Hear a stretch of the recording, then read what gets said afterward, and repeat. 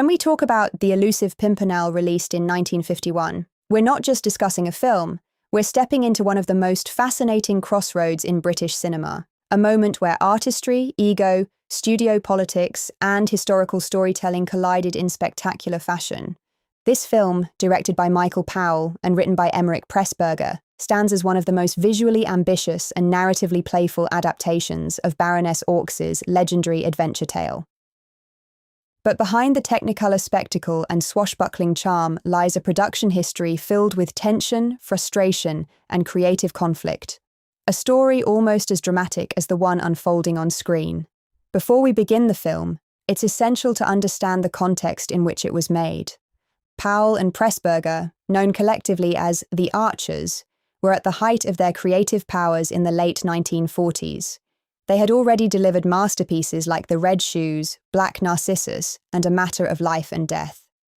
Their films were bold, imaginative, and visually stunning, pushing the boundaries of what British cinema could achieve. But by 1950, their relationship with producer Alexander Korda had become strained. Korda, one of the most influential figures in British film, admired Powell and Pressburger's talent, but often clashed with their uncompromising artistic vision. The Elusive Pimpernel was originally conceived as a grand technicolor adventure, a lavish, romantic, and witty retelling of the Scarlet Pimpernel legend. Korda wanted a commercially appealing film with broad international reach.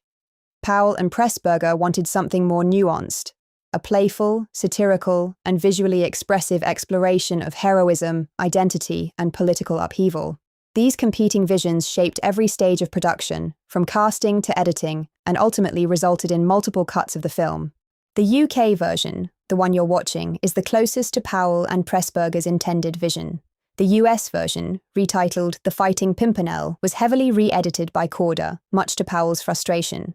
This tension is important because it informs the film's tone. The Elusive Pimpernel is not a straightforward adventure film. It's a blend of romance, satire, political commentary, and theatrical spectacle. Powell approaches the story with a sense of playful irony, emphasizing the theatricality of Sir Percy Blakeney's double life. David Niven, perfectly cast as Percy, embodies the character's charm, wit, and flamboyant bravado. His performance is a delightful mix of elegance and mischief, capturing the essence of a man who hides his courage behind a mask of aristocratic frivolity. The film's visual style is one of its greatest strengths. Shot in vibrant technicolor, The Elusive Pimpernel is a feast for the eyes. Powell's use of color is expressive rather than literal. Reds, golds, and deep blues dominate the palette, reflecting the emotional intensity of the French Revolution and the romantic intrigue at the heart of the story. The costumes, designed with meticulous detail, enhance the film's theatricality. Every frame feels like a painting, a hallmark of Powell's directorial style. The story itself follows Sir Percy Blakeney, an English aristocrat who secretly leads a daring group of rescuers known as the League of the Scarlet Pimpernel. Their mission: to save innocent French citizens from the guillotine during the Reign of Terror. Percy's public persona is that of a foppish, fashion-obsessed nobleman, but behind the scenes he is a master strategist, a fearless leader, and a symbol of hope for the oppressed. This dual identity creates one of the most compelling dynamics in adventure literature, and Powell brings it to life with humour and sophistication. Marguerite St. Just, played by Margaret Leighton, is central to the film's emotional core. Her relationship with Percy is complex, marked by misunderstanding, secrecy, and political tension. Leighton's performance is elegant and emotionally rich, capturing Marguerite's intelligence, vulnerability, and inner conflict. Her character is not merely a romantic interest. She is a woman caught between loyalty, fear, and love, navigating a world where political allegiances can be deadly. Jack Hawkins delivers a memorable performance as Chauvelin, the film's antagonist. Hawkins plays him not as a caricatured villain, but as a determined, calculating political operative. Chauvelin's pursuit of Percy is driven by ideology as much as personal ambition. His presence adds weight to the film's political themes, reminding viewers that the French Revolution was not merely a backdrop for adventure, but a period of profound social upheaval and moral complexity. One of the most fascinating aspects of the film is how Powell and Pressburger approach the concept of heroism. Percy is not a traditional action hero. He relies on wit, disguise, and psychological manipulation rather than brute force. His flamboyant persona is both a shield and a weapon, allowing him to navigate dangerous situations with charm and humor. This portrayal reflects Powell's belief that heroism can be theatrical, ironic, and deeply human. The film's production history adds another layer of meaning. Powell and Pressburger were known for their collaborative approach, with Pressburger often writing scripts that blended emotional depth with thematic complexity. But during the Elusive Pimpernel, their creative freedom was constrained by Corder's commercial expectations. Powell later described the experience as one of the most frustrating of his career, citing interference, re-editing, and a lack of support for his artistic vision. Despite these challenges, the UK version remains a testament to their talent. It is vibrant, witty, and visually stunning, a film that captures the spirit of adventure while offering subtle commentary on identity, politics, and performance. As we begin the film, pay attention to how Powell uses movement and framing to convey character dynamics. Notice how Percy's gestures, posture, and expressions shift depending on whether he is performing his public persona or revealing his true self. Watch how Marguerite's emotional journey is reflected in her interactions with Percy and Chauvelin. Observe how the film's colour palette changes between England and France, highlighting the contrast between stability and chaos. Also take note of the film's pacing. Powell blends moments of humour with scenes of tension and romance, creating a rhythm that mirrors Percy's dual identity. The action sequences are not frenetic. They are carefully choreographed, emphasizing strategy and wit over spectacle. This approach sets the Elusive Pimpernel apart from other adventure films of the era, giving it a unique tone that feels both classic and modern. The film's dialogue is sharp, playful, and often layered with irony. Percy's famous line, "They seek him here, they seek him there," becomes a recurring motif, symbolizing the elusive nature of heroism and identity. Powell uses repetition and rhythm to create a sense of theatricality, reminding viewers that Percy's world is one of performance, deception, and carefully crafted illusion. As you watch, consider how the film reflects the political climate of its time. The French Revolution serves as a backdrop for exploring themes of justice, oppression, and moral responsibility. Percy's mission is not driven by personal gain, but by a sense of duty to protect the innocent. This portrayal aligns with Powell and Pressburger's broader cinematic philosophy, which often emphasized compassion, humanity, and the moral complexities of social conflict. Finally, remember that The Elusive Pimpernel is a film born from creative tension. Powell and Pressburger's artistic vision shines through despite the challenges they faced. Their ability to blend adventure, romance, satire, and political commentary is a testament to their skill as filmmakers. The UK version you're watching is the closest we have to their intended masterpiece, a vibrant, witty, and visually stunning adaptation that captures the spirit of Baroness Orczy's beloved tale while offering a unique cinematic experience. With that context in mind, let's step into the world of Sir Percy Blakeney, a world of disguises, daring rescues, political intrigue, and theatrical heroism. Let's enjoy the artistry of Powell and Pressburger, the charm of David Niven, and the rich visual tapestry of one of the most fascinating adventure films of the early 1950s. If you enjoyed this video, please click the like button as well as subscribing to my channel Yesterday Once More.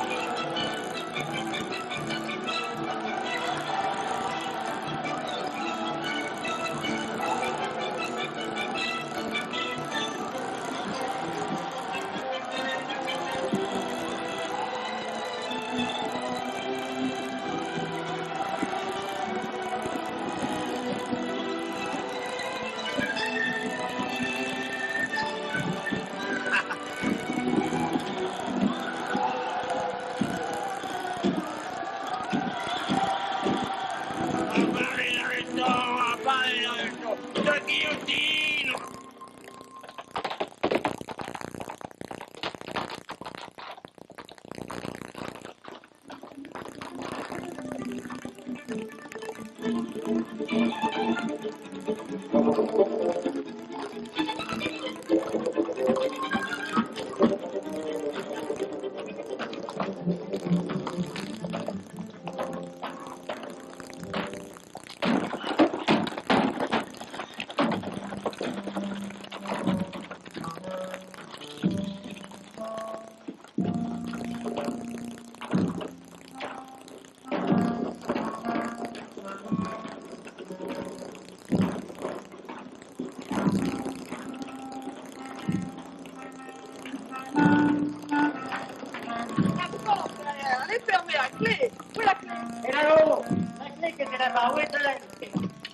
Go and get it!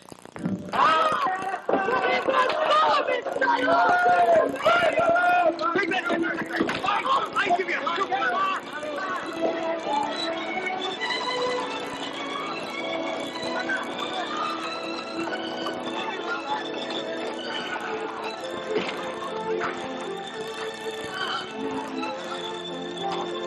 Your shepherd, madame. They don't bring it.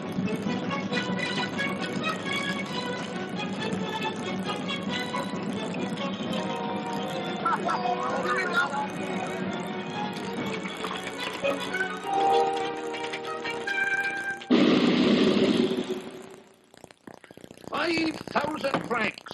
And to think that nobody's caught the scoundrel yet. Well, just let him try and cross the Loire. That's all.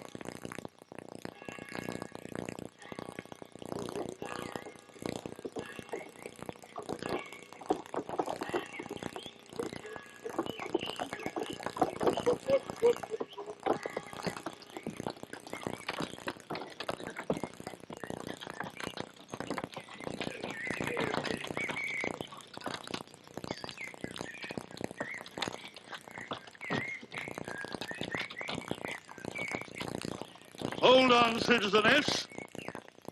Where do you think you're going? Search the cart. Search the cart? What do you want to search my cart for? Playing at soldiers, that's what.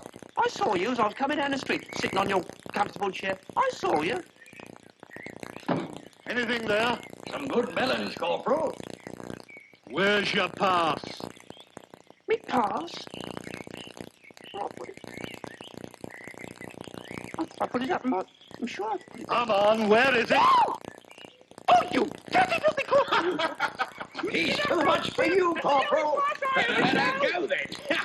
I wish she was 50 years younger. Everybody that crosses this bridge is always showed a path. Open the barrier.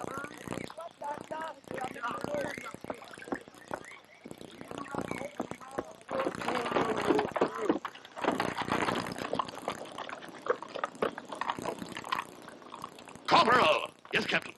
Have you by any chance seen an old hag? Yes, Captain. An old hag in a cart full of melons. Yes, Captain. She's all right. I let her through.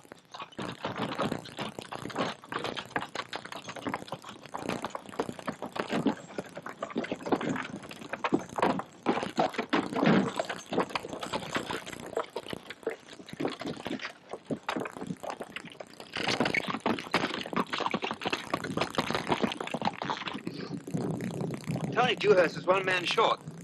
Not one of our French friends, I hope. No, one of us. Gloucester. May have been caught. My orders to all of you are that you're not to get caught. And I expect my orders to be obeyed. Yes, Percy. Fool, numbskull, idiot, your head will roll for this. But the old hag, sir. Who was she? The Scarlet Pimpernel! Open the barrier!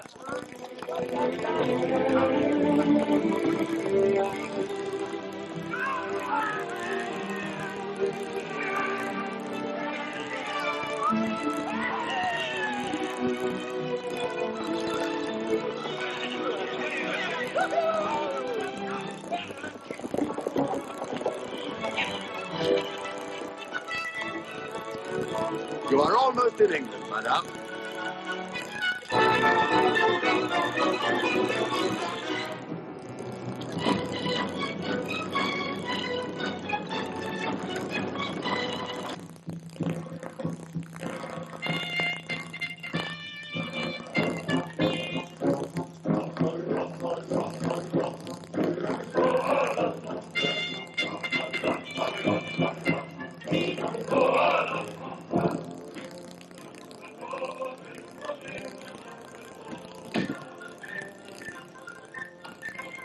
Armance injuste. Armance.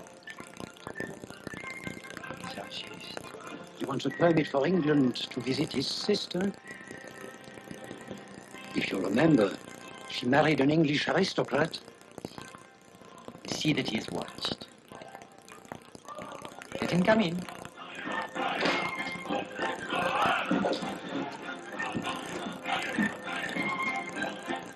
I see that you have been speaking to the people, Citizen Sargist. Perhaps you're not a very good speaker. I am a member of the National Assembly. Thank God there is still a government in force. Let me finish. Either you are not a very good speaker, or you do not say what the people want to hear. A few hundred people die, what of it? Thousands. Tens of thousands. Tens of thousands? Perhaps. You do understand, of course. Or do you? Please let me explain for you. Steam must escape from the boiling pot. The fact that it raises up the lid and the pot overboils does not spoil the broth. Does it? And we don't care about anything but that, do we? I have seen boiling pots too, but sometimes they put out their own fire.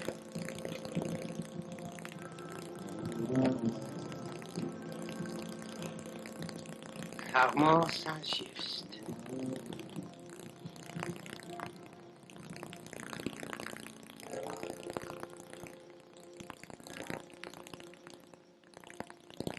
Be careful.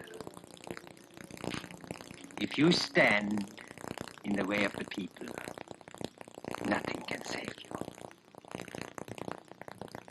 Nothing.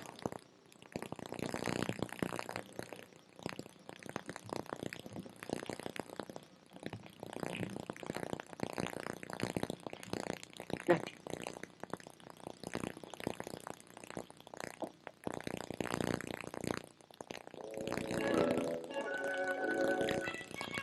Martha.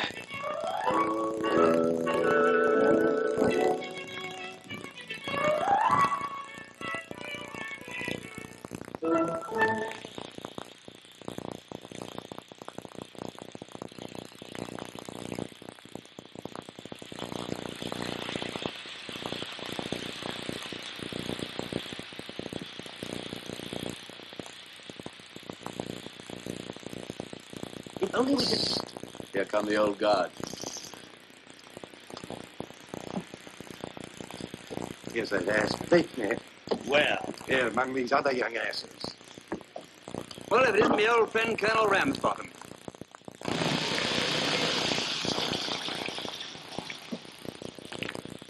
How do, Ramsbottom? Winterbottom, sir.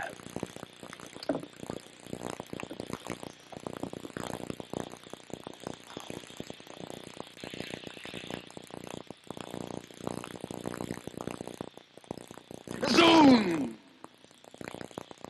Would you believe it, sir? I've written a poem. A masterpiece. Who, sir? You, sir? It's all about this mysterious Pimpernel fellow. The Scarlet Pimpernel by Sir Percy Blakeney, Baroness. What? That's just the title.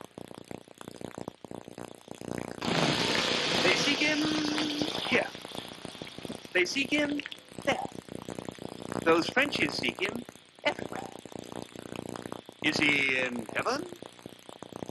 Or is he in, well, that dim, elusive Pimpernel? Not bad. Not bad, it's damn good. I'll have it written down, you can all learn it. Sink me. Half-baked nincompoops. They're all alike, these fashionable puppies. What that young ass Blakeney needs is a year or two of hard campaigning. Facing powder and shot. Undergoing quietation. Can't imagine Blakeney running into much danger. As to your remark, John, you were saying there weren't enough of us? There isn't a decent Englishman. Or Frenchman. Or Frenchman who wouldn't be proud to join us. We could be 500, 1,000 within a week. And within another week, every one of us would be a marked man and we wouldn't be able to save a single soul. Nigel, go and see what that is. No, mere force is no good against people who are neither cowards nor fools. The prince has arrived and is asking for you, Percy. And you have the incredible impudence, man, to follow me in here with this outrageous piece of criminal negligence. I asked for another fitting. It's not my fault. It's a matter to me the complete indifference whose fault it is. Look at this, sir. I, sir? You, sir. No, sir. You see, Brinker? Even Colonel Ramsbottom refuses to look at this outrage. Winterbottom, sir. Oh, didn't I say Winterbottom? Ah. Oh, Brinker. Brinker. Well, you have 4 hours in which to put it right. Blakeney? The prince. He's probably coming to murder you. Good morning. Oh, please, gentlemen, please. No ceremony, I beg of you. Just a fellow member. Ah, Blakeney, I heard you had Brinker with you. What do you think of the new jacket he's made for me? Good, man. Very good. Well, Blakeney, your opinion, man. Anything wrong? The back is admirable. The front, fair. There. The collar, passable. Possible. But the sleeve, Brinker, the cuff. That, Sir Percy, is the last word that counts. And so it should be, man. For there should never be another one like it. Oh, come, it is not so bad. You see, Sir Percy, His Royal Highness approves. My poor Brinker, His Royal Highness does nothing of the sort. He said it is not so bad. Now, there is nothing in all the world that's quite so bad as something that's not so bad. Isn't that right, Admiral? But, Sir Percy... No, Brinker, it's a crime. Worse, it's a blunder. And it's quite fatal to my reputation. But why to your reputation? Because all who knows that His Royal Highness is guided by my taste. Yes. Yes, Brinker, Sir Percy is an expert. On jackets. And breeches, sir, and breeches. I'm a very wonder with the inexpressibles. Aren't I, Brinker? Up to a point. Zoons, man, don't be so cussed jealous. Look at that puny little sleeve. That miserable dish rag of lace. Sickness like the lining hanging out. But that was only intended for a plain cuff. Plain? It's as ugly as a parson's widow. Open up your sleeve, man. Let your ruffles take the air. Let them ripple. Let them flow. So that when His Royal Highness takes snuff, it will be a swallow's flight. That's it. Come, Brinker, help me to undress. And while I'm in the steam room, you can do something about my ruffles. Damn it, Percy. You may be brainless, spineless, and useless, but you do know clothes. Odds fish, that's something now, isn't it, sir? Don't hang about, Tony. We cross over to France tonight.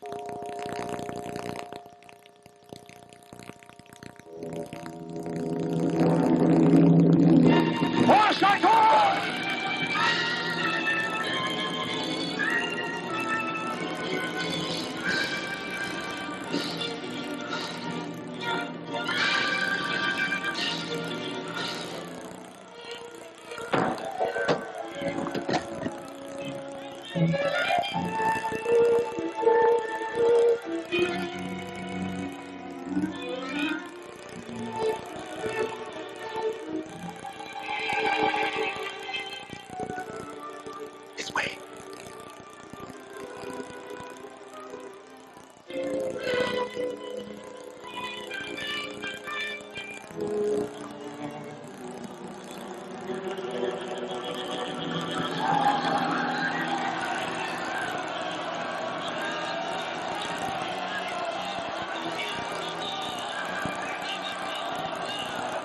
Let's go down now, Madame la Comtesse. Quickly. Don't be afraid, madame. Please.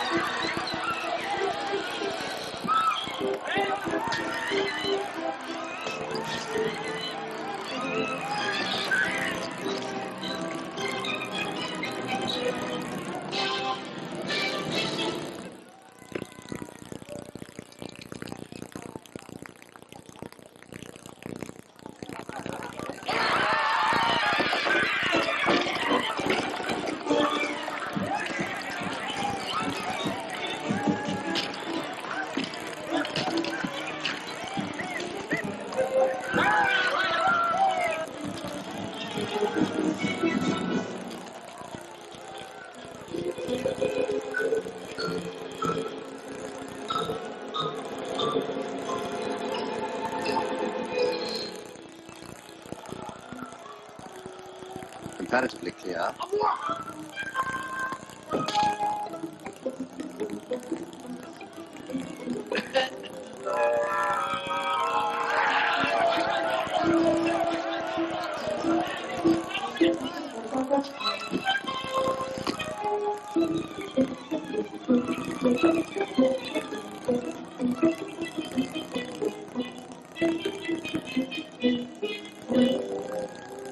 Right. One by one.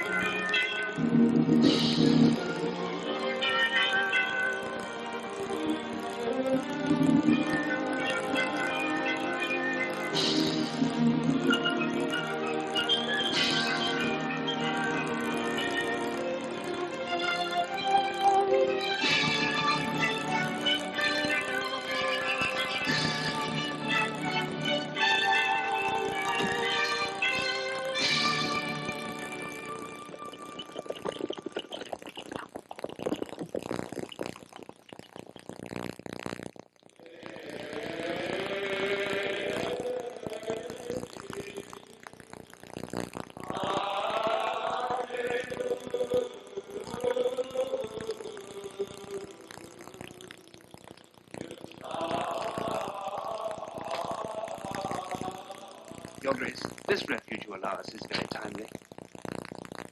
My son, all over the world, the tide of new ideas is rising. It may overwhelm us, but this abbey of Mont Saint-Michel will stand as it has stood for 800 years. And the tide will fall again. Speaking of tide, when is high tide? 8 o'clock. Then this whole mount becomes an island. Do you see that coach? Yes, 4 of my friends are in it. Seymour, Fultz, Gloucester. Where that coach is driving, you can bring your ship in. All these miles of sands will be covered in half an hour. Where it is firm ground, it will be deep water and treacherous quicksands. My friends are bringing my brother-in-law from Paris, if they're lucky. And if not, If not, then they will be three.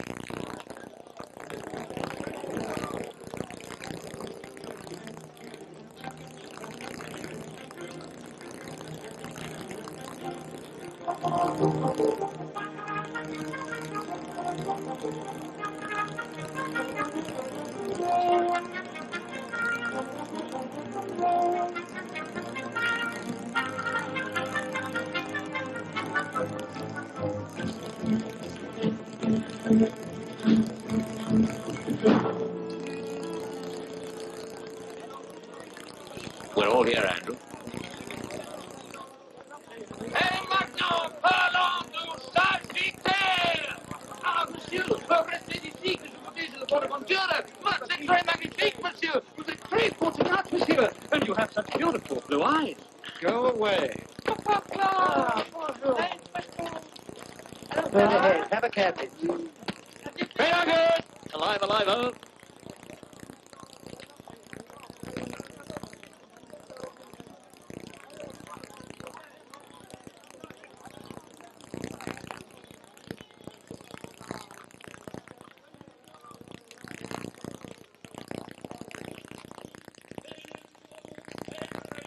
Beggar left this message for the Englishman.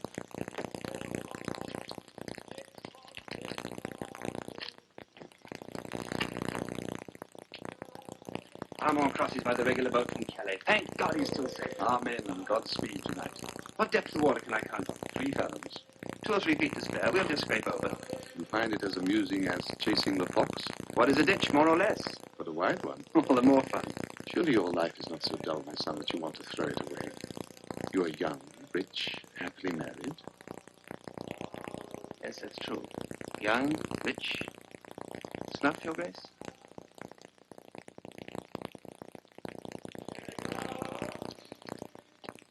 Oh, I wish that tide would come. Patience. When it comes fast. Very fast.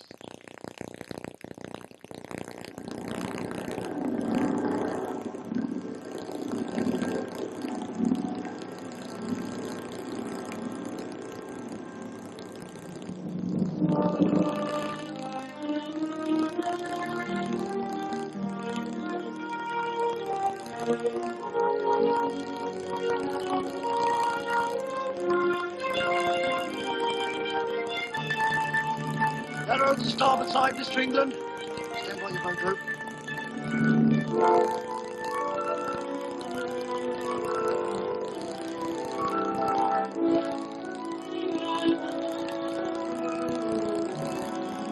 Stand by to go about!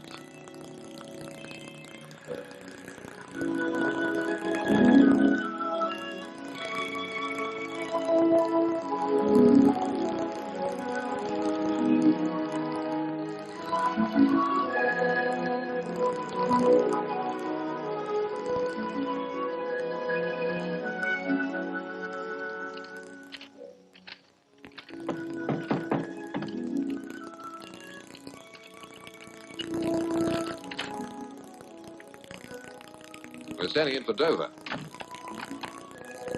What orders? The Detourneys to the Fisherman's Rest, the others to the inn in Folkestone. I'll stay here till you're all on shore. Tell Tony to expect me later.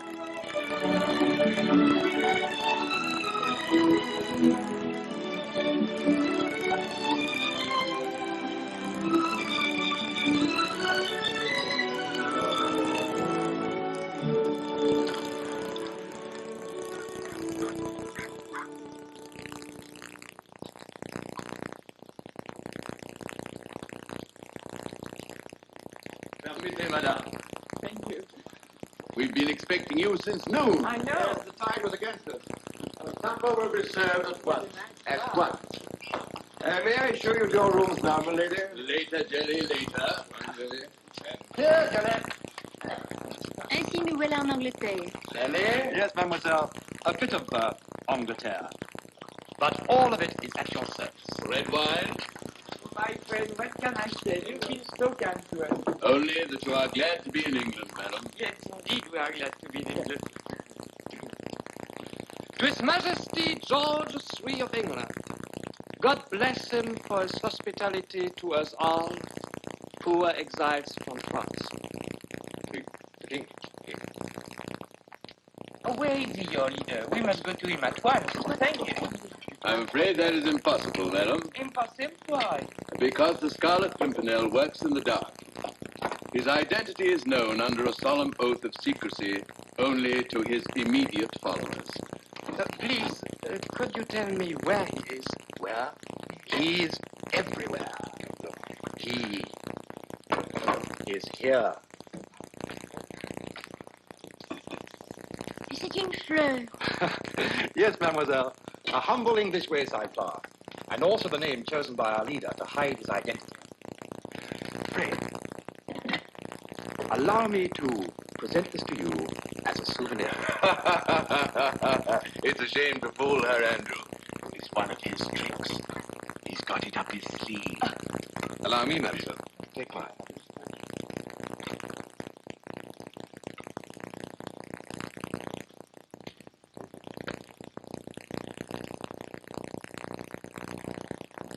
Elle est toujours là. John, the baggage. Sally, candles in the best bedroom, and Sally, get the warming pan. Lady Blakeney's coach. Blakeney? Is he the man who married that French woman called Margaret Saint-Just? A detestable woman. Her brothers in the new regime. All the Saint-Justs are for the revolution. I'm sorry. If she comes in here, I shall leave. Good evening, my friend. Cécile, occupe-toi. I'm staying the night. I'm expecting my brother, Monsieur Saint-Just. Has he arrived, Robert? The baggage. Going on a minute, Has Dick. anyone come by the packet from France today? Some people have arrived from France, my lady, but I'm afraid Mrs. St. Just is not with them.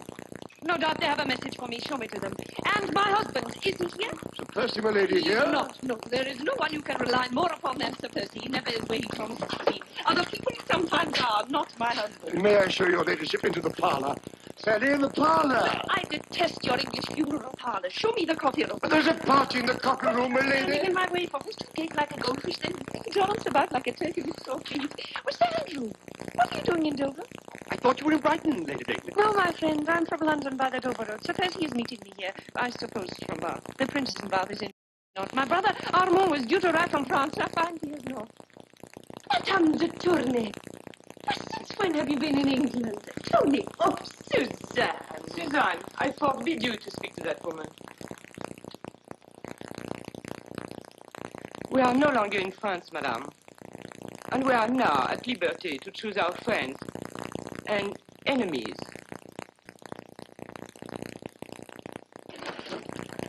Take care of the horses. We start before dawn. Welcome back, Sir Percy. Hi, Jerry, what news? Lord Dewhurst's party have arrived. And my wife, I saw her, Coach. Her ladyship and the French lady are having words, Sir Percy, in the coffee room. Well, what does my brother-in-law say about that? He's not arrived yet. Not arrived?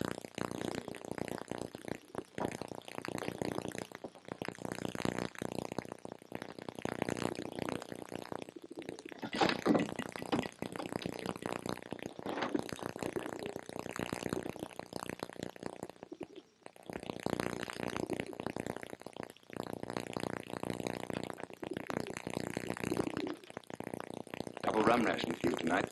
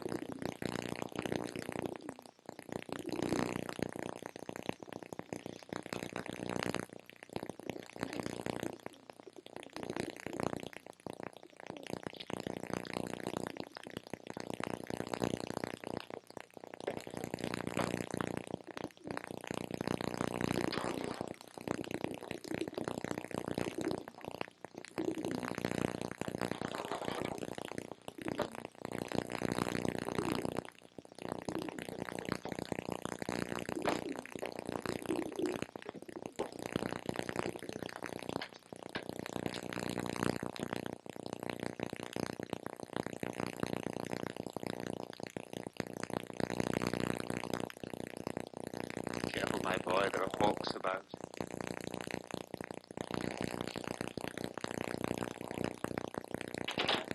Good evening, Sir Percy. Good evening, everybody. Chilly weather, what? Andrew? Tony? Come on, Jelly Belly, don't stand about. Bring punch for everybody. Evening, Nigel. Oh, hello, my dear. How sheepish you all look. Anything wrong? Oh, nothing. An insult to your wife. You don't say. Who's the brave man who dared tackle you? Sir Blakeney.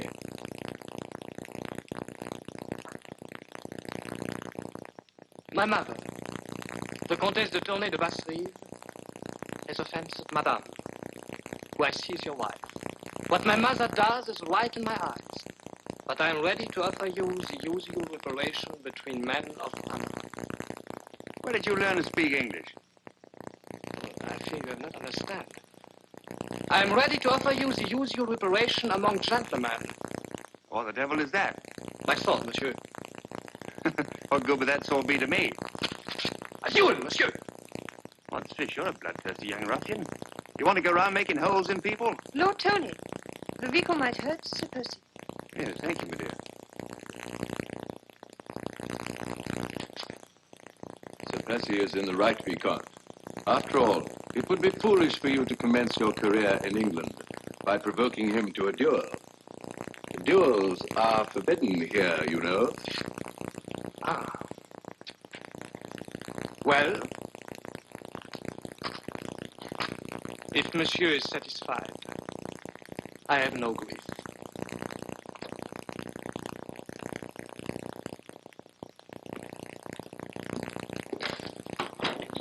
Faith, folks, if that's a specimen of the goods they're exporting from France these days, my advice would be to drop 'em mid-channel, my friend. Drop 'em mid-channel. You forget, Percy, that you have imported one bundle of goods from France. Madam, I had the pick of the market.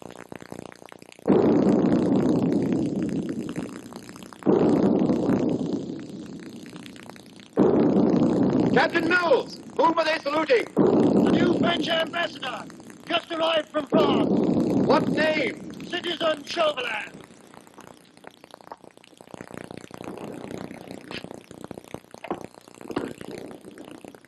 Lord Dewhurst has gone down to the helm. The others all in bed? An hour ago. 2 French ladies have my biggest room, and the little Viscount? The smallest. And that young puppy only knew.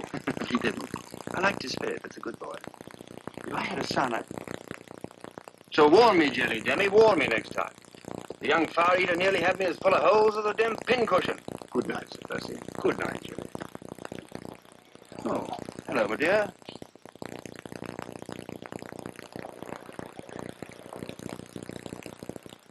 Couldn't you get off to sleep?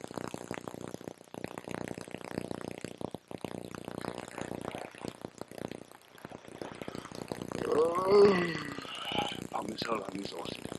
Just come back from Bath, being cured of the fatigue. I'm so fatigued with the cure, I think I'll have to go back to Bath again. The cure of the fatigue. Anything wrong? How can you ask that, Percy? Don't you know? No, my dear, if I didn't know you must be happy. Zoons, I'd think you were unhappy. You're so sure that I'm happy? Well, Kirsty, my dear, you must be. You're the most courted woman in town. By whom? By everyone. Except by you. Oh, Demi, my dear, I'm your husband. Months after we were married, we were still happy.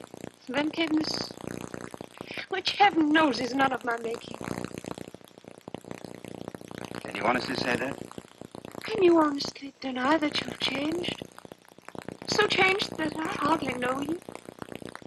You're never with me now. To watch you and the prince gambling and drinking all night. To talk of nothing but dogs and carts and horses. Can't you see the world is changing? Is it? In France, there's a revolution. In England, there's a Scarlet Pimpernel. Oh, no, my dear. There's no one more preoccupied with this Pimpernel fellow than I am. You? Yes. I'm working on a poem about it. Good night, Percy. Oh, don't you want to hear it? It's good. Well, you're in luck, my dear. I've written a masterpiece. You can witness the first performance. The Scarlet Pimpernel by Sir Percy Blakeney, Baronet. Well, that's only the title.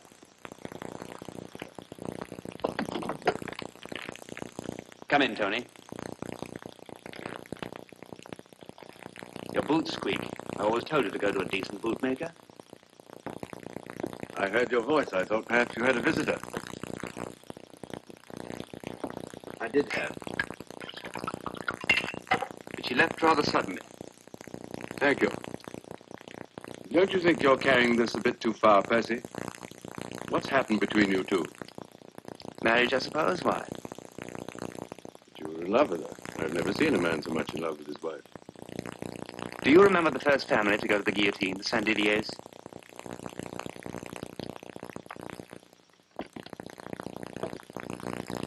It was Marguerite who denounced them. I can't believe it. Did you ask her? I did, and she flashed back a yes just as sharp as the knife of the guillotine. I watched that execution. The Marquis, his wife, his son. And it was my wife who put them there. So that's why you ceased to love her. What a tragedy. Ceased? Desperately in love. That's the tragedy.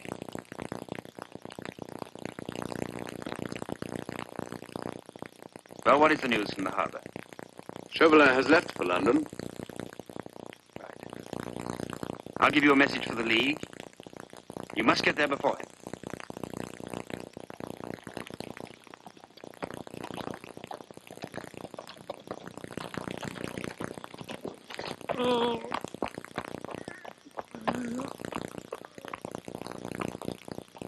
What is it? What's wrong?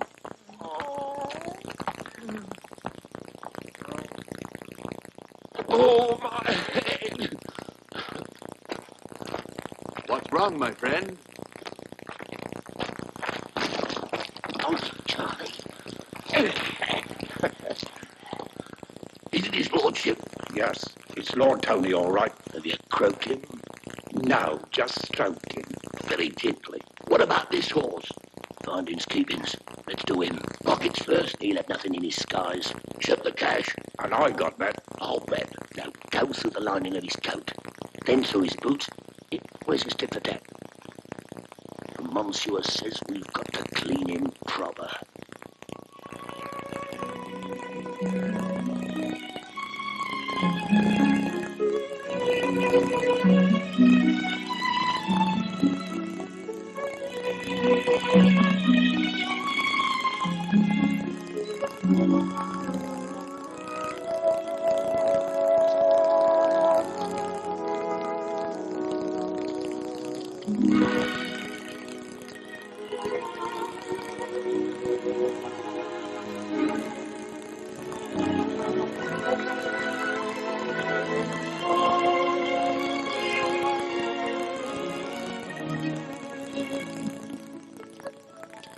Fine morning, your ladyship.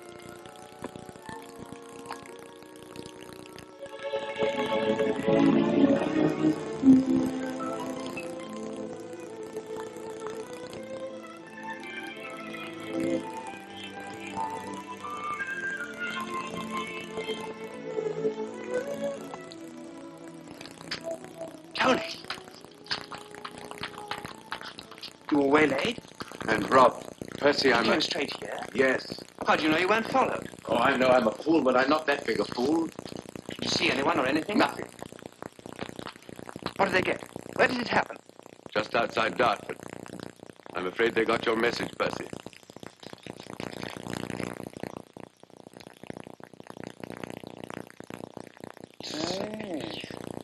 I was right, Baron. The Lord Tony Dewhurst is one of them. Invite me hunting Friday. I shall be at cheese tonight. G. Then is this G? Hunting. best society. And he disappears to France, hunting, fishing.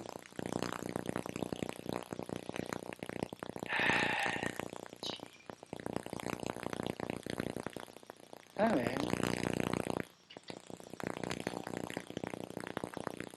I have connections in society.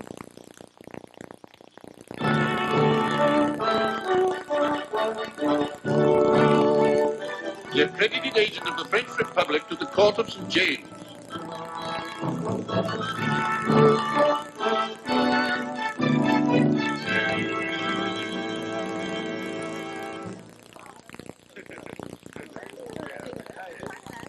Prepare to receive His Royal Highness the Prince of Wales.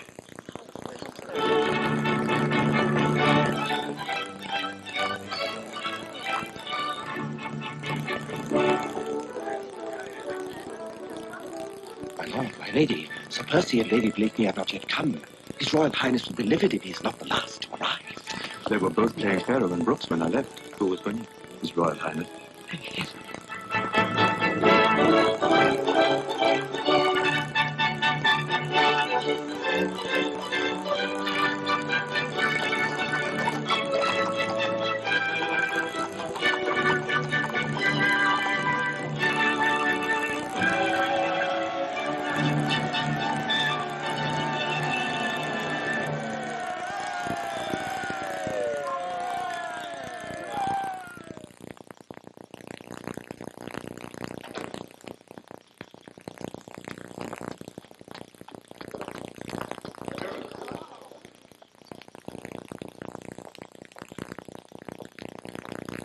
Percy Blakeney. His Royal Highness the Prince of Wales. Impudence.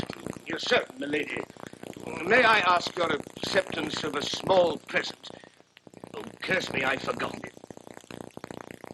You left it behind you, sir, when you picked up my money. A perfume made specially for me in Paris. Royal Highness does me too much honor. No, not at all. It's called Virtue. I can't think why. Virtue, sir, is like a flower, most fragrant when it is crushed. Ah, Grenville. Your Royal Highness is very welcome. Oh, my dear folks. Your Royal Highness, may I present my Comtesse de Tournay, le Vicomte de Tournay, Mademoiselle de Tournay? Lovely, Blakeney. Capital, capital, capital. Now let's hear it again. Those French is seeking. Everywhere. Is he in heaven? Is he in hell? That damn elusive Pimpernel.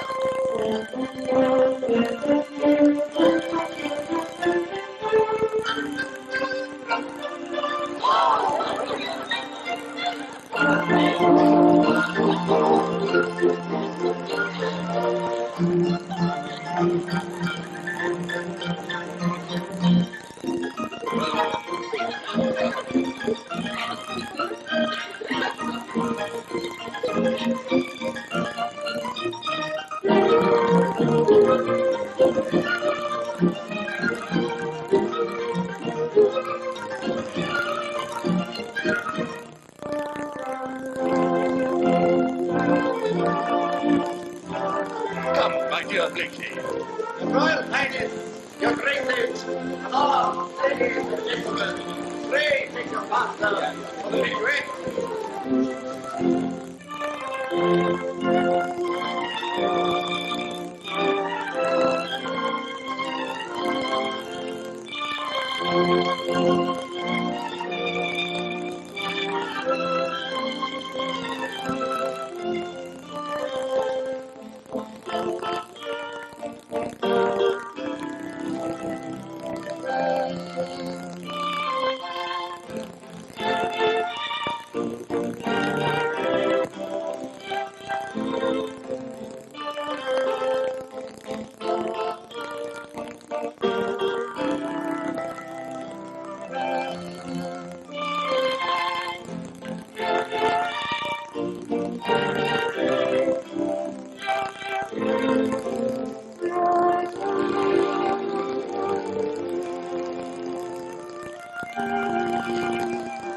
No,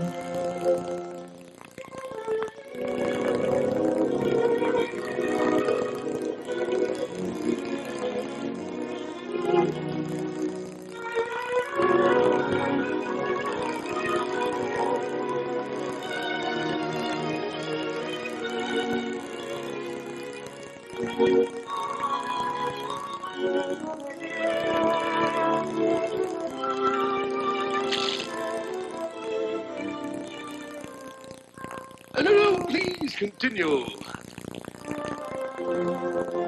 Your servant, madam. Come, Blakeney.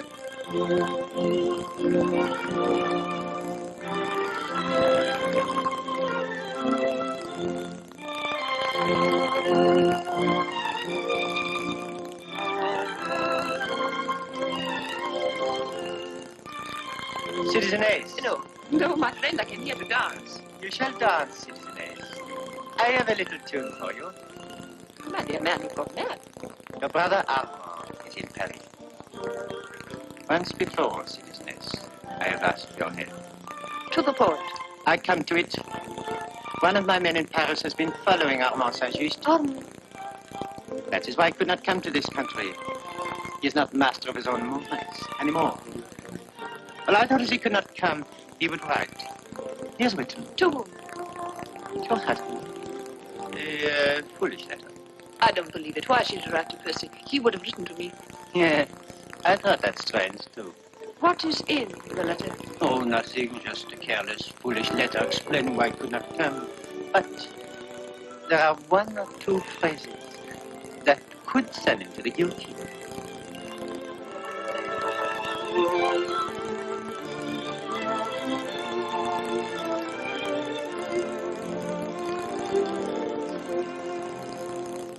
As we reach the midpoint of the Elusive Pimpernel, released in 1951, the film's tonal architecture becomes fully visible, a blend of theatrical wit, political tension, romantic misunderstanding, and Powell's unmistakable visual bravado.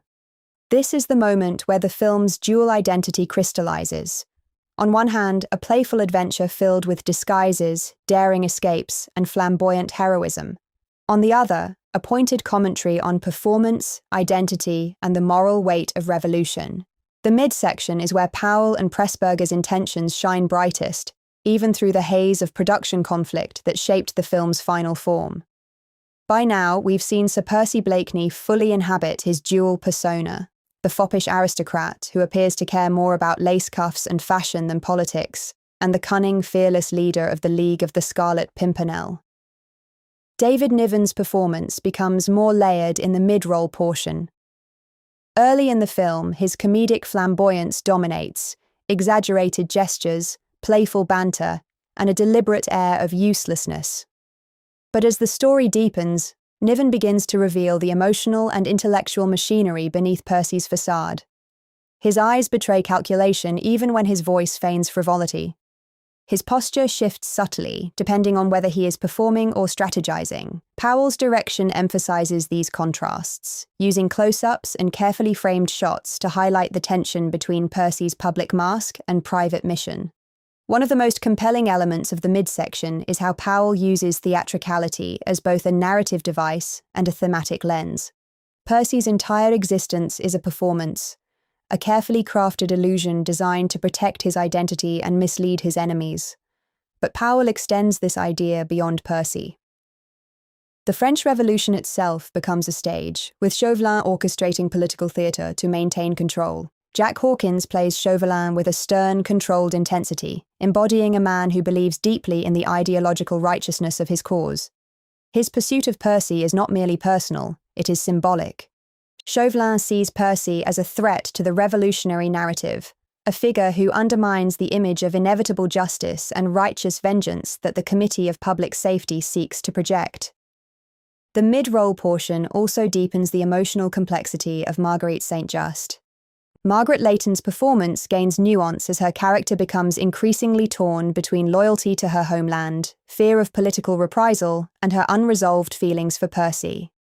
Powell gives her space to breathe emotionally, lingering shots that capture her internal conflict, moments of silence that speak louder than dialogue. Marguerite's position is precarious. She is admired by Chauvelin, distrusted by Percy, and caught in the crossfire of political manipulation. Her emotional journey becomes a counterpoint to Percy's theatrical heroism. Where Percy hides behind performance, Marguerite struggles to navigate truth. Her vulnerability adds depth to the film's romantic tension, grounding the adventure in genuine human stakes. Visually, the midsection showcases Powell's mastery of Technicolor. The contrast between England and France becomes more pronounced. English scenes are bathed in warm golden hues, emphasizing stability, tradition, and aristocratic comfort. French scenes, by contrast, are dominated by stark reds and deep shadows, reflecting the violence, chaos, and ideological fervor of the Revolution. Powell uses color not merely for beauty, but for emotional resonance. The palette becomes a storytelling tool, guiding the viewer's perception of danger, romance, and political tension. The mid-roll also highlights Powell's skill with movement and choreography. Action sequences are not frenetic, they are elegant, almost balletic. Percy's escapes rely on timing, misdirection, and wit rather than brute force. Powell frames these moments with wide shots that emphasize spatial awareness, allowing viewers to appreciate the cleverness of Percy's strategies. Even in scenes of danger, there is a sense of playfulness, a reminder that Percy's greatest weapon is his ability to turn peril into performance. This is also the portion of the film where Powell and Pressburger's satirical edge becomes more pronounced. The aristocracy's obsession with fashion and etiquette is exaggerated to comedic effect, but beneath the humor lies a critique of privilege and detachment. Percy's foppish persona is a parody of aristocratic excess, yet it also serves as a shield against political scrutiny. Powell uses satire to explore the absurdity of social roles, how identity can be both a prison and a disguise. The Revolution, too, is portrayed with a satirical touch. The fervor of the committee, the pomp of public trials, and the theatricality of executions reveal the performative nature of political power. Powell does not mock the Revolution's ideals, but he critiques the spectacle that often accompanies ideological extremism. The midsection also reflects the film's troubled production history. Powell and Pressburger envisioned the Elusive Pimpernel as a playful, visually rich adventure with emotional depth and satirical bite, but Corder's commercial expectations created tension. The mid-roll portion contains scenes that Powell fought to preserve, moments of character development, visual artistry, and thematic nuance that were at risk of being trimmed or restructured. Watching this section with knowledge of the production conflict adds a layer of appreciation. You can see Powell asserting his artistic identity, crafting scenes that reflect his cinematic philosophy even under pressure. One of the standout sequences in the mid-roll is Percy's interaction with his league. These moments reveal the camaraderie, loyalty, and shared purpose that define the group. Powell portrays the League not as a band of swashbuckling caricatures, but as individuals united by moral conviction. Their banter, coordination, and trust highlight the human dimension of their mission. This portrayal aligns with Powell and Pressburger's recurring theme. Heroism is not solitary, it is communal. The League's presence reinforces Percy's humanity, reminding viewers that his courage is supported by a network of allies who share his values. Marguerite's emotional arc reaches a critical point in the midsection. Her growing suspicion, fear, and longing create a sense of emotional tension that parallels Percy's political tension. Powell uses their relationship to explore themes of trust, secrecy, and vulnerability. Their interactions are charged with unspoken emotion, glances that reveal longing, pauses that convey uncertainty, and dialogue that dances around truth. This romantic tension adds depth to the adventure, grounding the film's spectacle in genuine human stakes. Chauvelin's pursuit intensifies in the mid-roll portion. Hawkins plays him with a controlled intensity, embodying a man driven by ideological conviction and personal ambition. His scenes with Marguerite reveal his manipulative nature, using emotional pressure to achieve political ends. Powell frames Chauvelin as both a villain and a tragic figure, a man whose belief in justice has been warped by power. This nuanced portrayal elevates the film beyond simple adventure tropes, offering a more complex exploration of political morality. As the midsection progresses, the stakes rise. Percy's missions become more dangerous, Marguerite's emotional turmoil deepens, and Chauvelin's determination sharpens. Powell uses pacing to build tension, alternating between moments of humor, romance, and danger. This rhythm mirrors Percy's dual identity, the oscillation between performance and truth, between frivolity and courage. The mid-roll portion also highlights Powell's ability to blend genres. The Elusive Pimpernel is not purely an adventure film, nor purely a romance, nor purely a satire. It is a hybrid, a cinematic tapestry that weaves together humor, political commentary, emotional depth, and visual spectacle. This genre blending is a hallmark of Powell and Pressburger's work, reflecting their belief that cinema should be expansive, imaginative, and emotionally rich. As we move toward the final act, the midsection sets the stage for the film's emotional and narrative climax. Percy's dual identity becomes increasingly difficult to maintain. Marguerite's emotional conflict reaches a breaking point. Chauvelin's pursuit becomes more aggressive. The revolution's violence intensifies. Powell uses the mid-roll to tighten the narrative threads, preparing viewers for the dramatic resolution to come. In this portion of the film, the themes of identity, performance, and moral responsibility come into sharp focus. Percy's heroism is not merely a matter of daring rescues, it is a moral stance against injustice. Marguerite's emotional journey reflects the human cost of political conflict. Chauvelin's pursuit reveals the dangers of ideological extremism. Powell and Pressburger use these themes to elevate the film beyond adventure, offering a thoughtful exploration of human nature, political power, and the complexities of heroism. As we transition into the final act, the mid-roll portion leaves us with a deeper understanding of the characters, the stakes, and the thematic richness of the Elusive Pimpernel. It is a testament to Powell and Pressburger's artistry, a blend of wit, emotion, political insight, and visual beauty that continues to resonate decades after its release.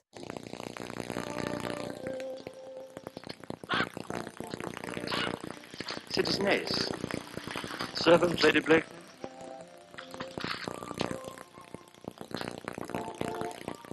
Will you do me a service? For you? For France.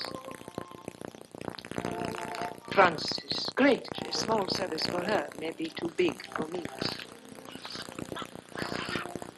What is it?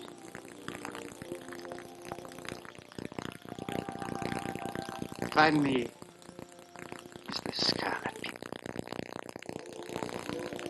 You are astonishing, Chauvelin. Oh, if you did know who this Pimpernel is, you could do nothing to him. An Englishman. I will take my chance of that. We must send him to the guillotine first and apologize for it afterwards. Find him for me, and you will have Armand's letter.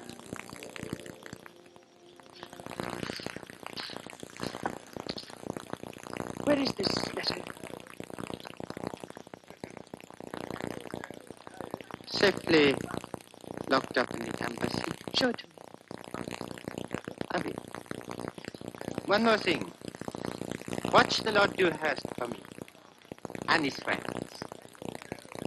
He is one of the keys which lead to the Scarlet Pimpernel. Jones! That name again? Oh, I protest. I've heard nothing else all day. In my club, at the baths, at Tattersall's, and now here.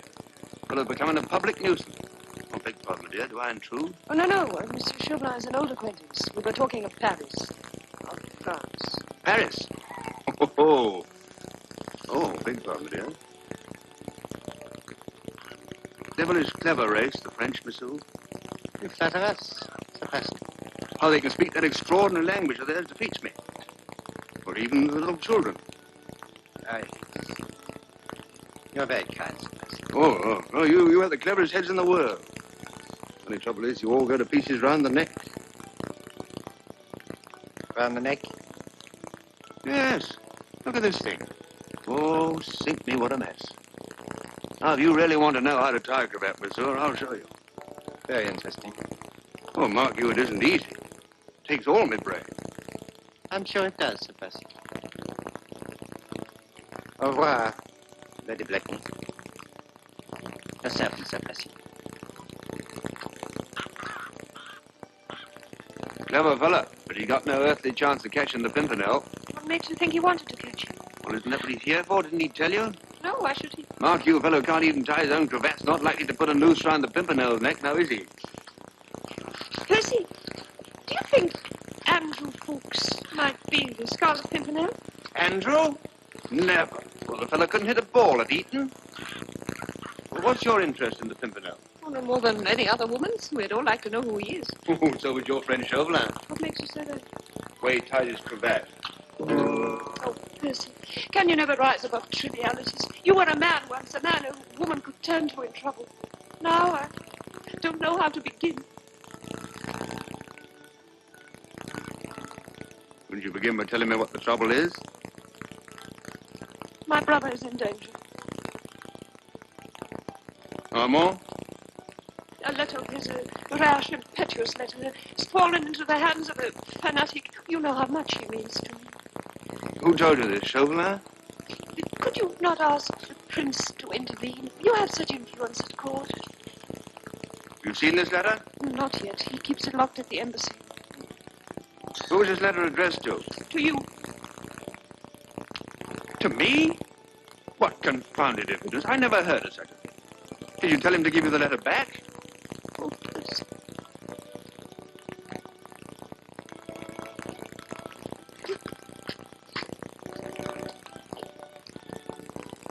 Madam, I pledge me word that Armand should be safe.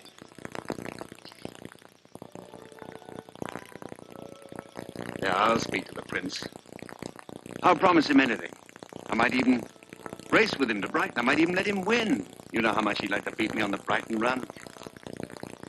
Yes, that's it. I'll race with the prince to Brighton, and then when he's beaten everyone in the field and he's really pleased with himself, then I'll ask him to use his influence for Armand. Oh, dry your tears, my dear. I never could bear to see a pretty woman cry. Armand shall be saved.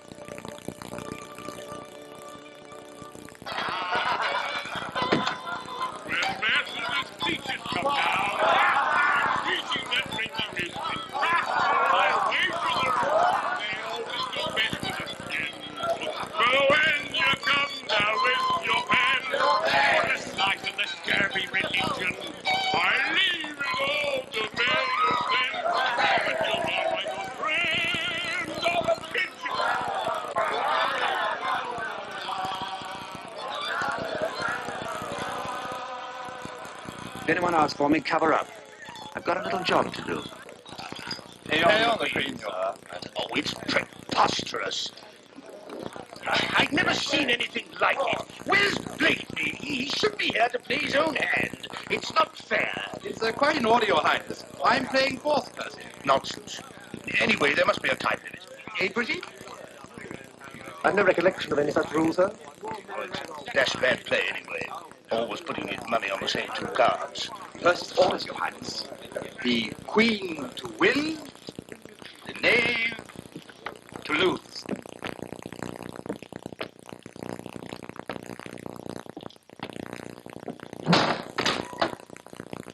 Yes, what is it?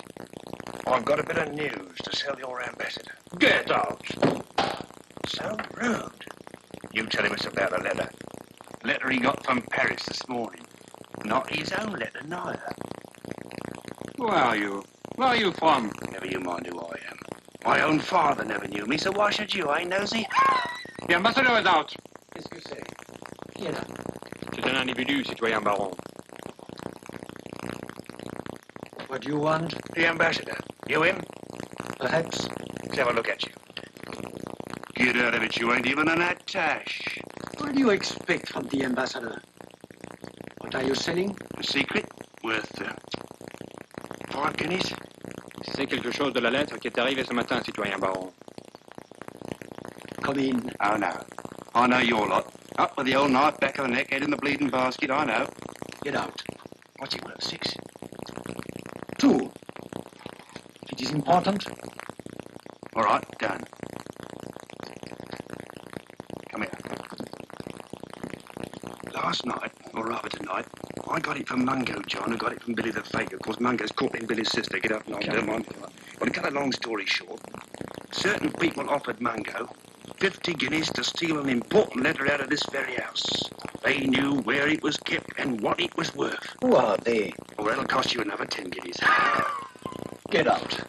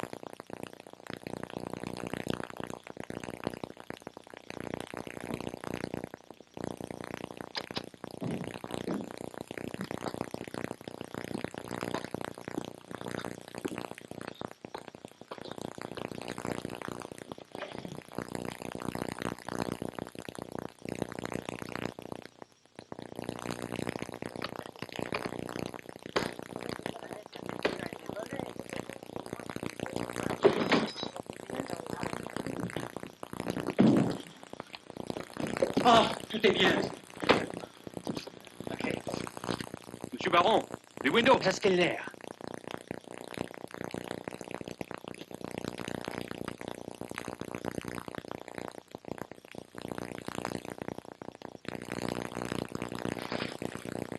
Here we go.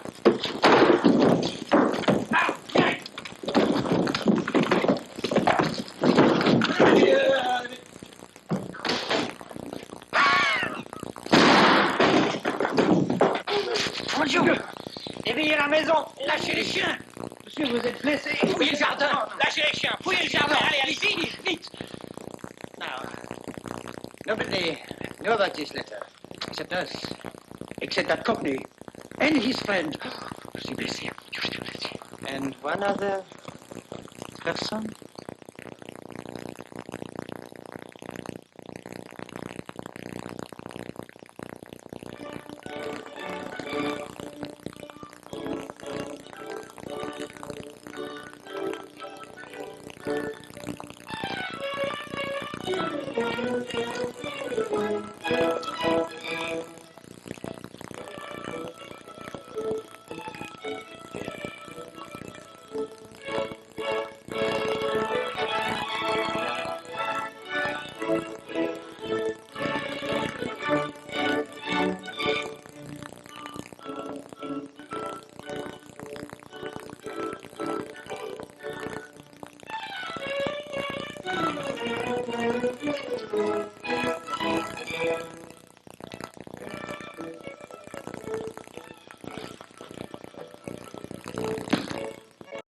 Sir Andrew, I'm pleased to see you. Your servant, ma'am. Can I be of service to you, Lady Blakeney? I'm bored with this stupid party, my friend, that's all. My husband tells me you are an excellent conjurer. Conjure my humour away, I beg of you. That would be the most excellent trick. Well, I'm just a poor amateur, Lady But Blakeney. I think you shall.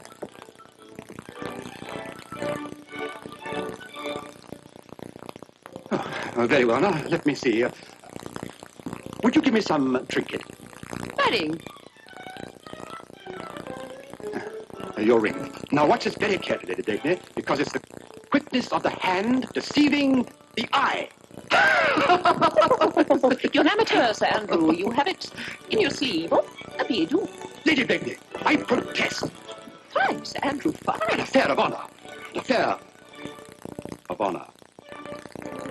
You're quite a conjurer, after all. You're not so bad yourself, Lady Blakeney. Now take me to the ballroom. I should like to dance. Your ladyship, I have something for you. Or perhaps I've taken up too much of your time already, Sir Andrew. Is somebody to relieve you? Wedding.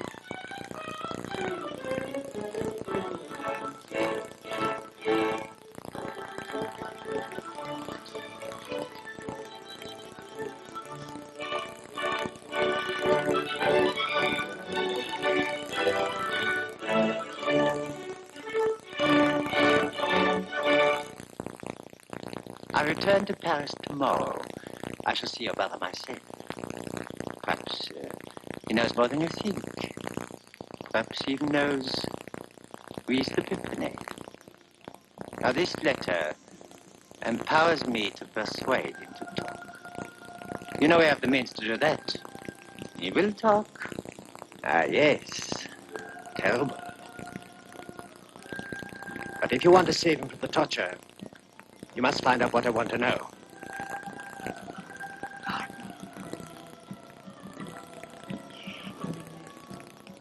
The Scarlet Pimpernel leaves for France tomorrow. He will be in Dover at noon. He will be in Dover. No. An hour ago you didn't like the eye breakfast in Brighton. Now you want it at dawn. Breakfast is at 11:30. We start at 4. If I start at 4, have breakfast in Brighton at 10. Now, don't boast. I don't like boast, particularly about the London to Brighton run. It might make you as good as your word. What is your wager, sir? 1,000 guineas that I make better time to Brighton than you any day. Except Saturdays. Well, why any day? Why not today, this morning? And I'll wager 5,000 guineas open field. Any takers? Damn. I'm with you, Cook. Four in hands, bar. What, not likely you? Why An not? open field, Blakeney. Nothing is barred. Why, damn you, I'll bet my SQ wars against the world if I had the money. You owe me 2,000. I'll take the other 3. Done. Done. Well, I've heard nothing from you yet, sir. Oh, done. It's almost 2 o'clock. We start at dawn. Can we come in on that? You act as one starter, Queensbury? Certainly. And you the other, Major Pretty? In what order do we start? Alphabetically, of course. Yes. But no. May I suggest, sir, that we pick the names out of a hat? Well, now, damn me, I think it's most unfair. I offered the bet, so the least you can do is to let me start first. I hate swallowing other people's dust. Most unusual, Your Highness. Hey, Pretty? I think Blakeney has the right to dictate conditions, sir. The hat it is. Names in the hat, gentlemen. Cook. On, Dale. And I've done yours. Oh, thank you, Your Highness. Pretty? Confound you.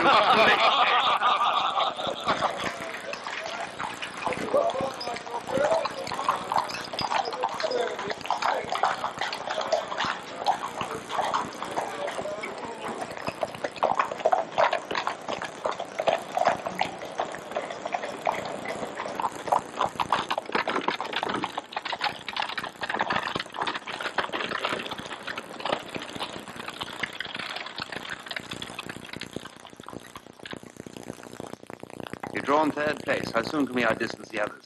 We'll be first in Brighton with 5 miles to spare. What is the betting on the Prince? 6-4 against. And on us? No takers. We have to leave them all behind before we get to the Dover Road.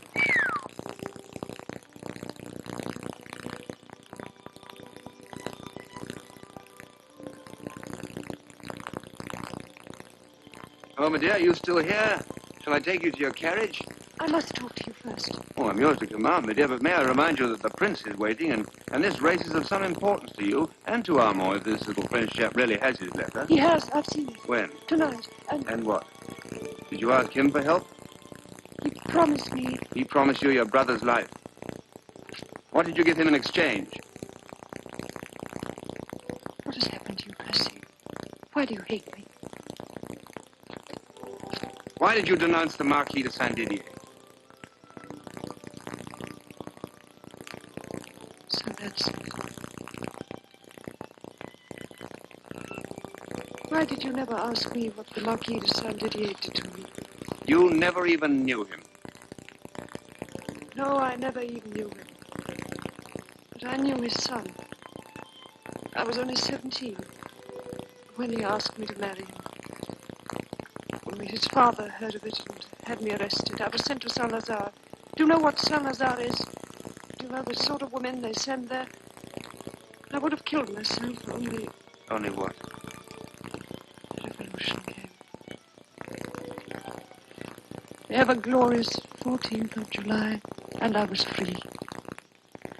I knew of the Saint-Didier's relationship with Austria. I told about it to a friend. The man I thought to be a friend. He denounced them, and the terror did the rest. Who was his friend? Was it Chauvelin? He promised you your brother's life. What price did you pay for it? A horrible price. Well? I betrayed the Scarlet Pimpernel. How? Well, Andrew had a scrap of paper in his cuff. I read it and told Chauvelin that the Pimpernel would leave for France tomorrow. That he would be in Dover at noon. And will he? I don't know.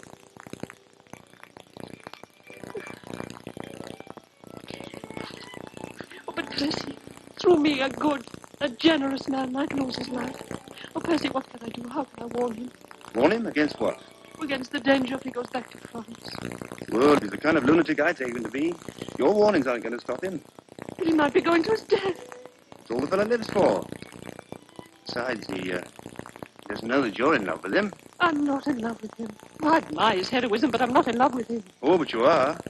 It's a dangerous game, my dear, falling in love with a phantom. For all you know, he might be a married man, deeply in love with his wife. Never. Why not? Would any man who was in love with his wife leave her continually to face death? Would you? Oh, no, I don't think he would, my dear. What am I to do? What am I to do? Have courage.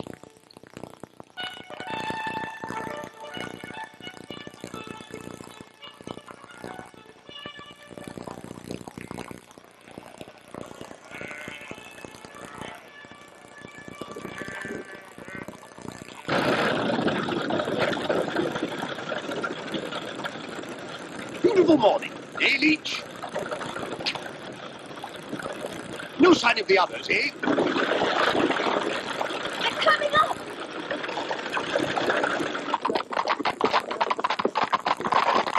Steam out the Dover Road.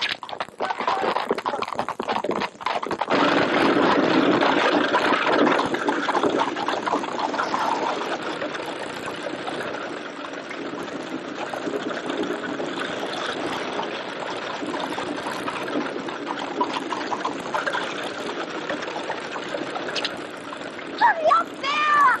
Hurry up there!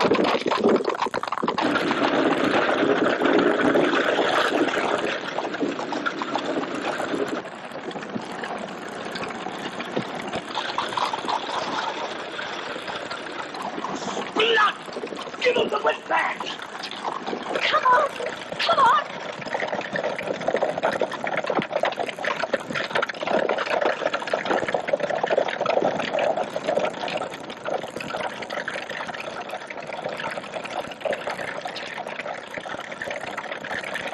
Give them the whip, Sir John! Let him wear himself out. There goes my dog! Good Lord! Give him the whips!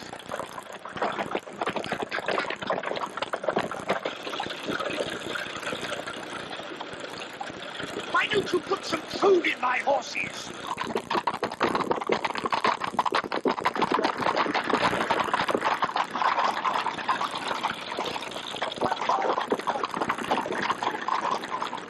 Get back, Blakeney. You can't pass me here.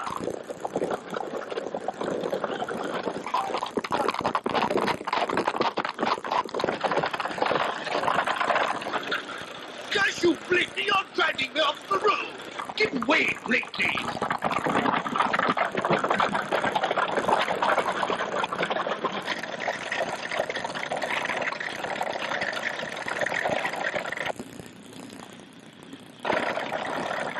You fool, Blakeney! You'll kill us all!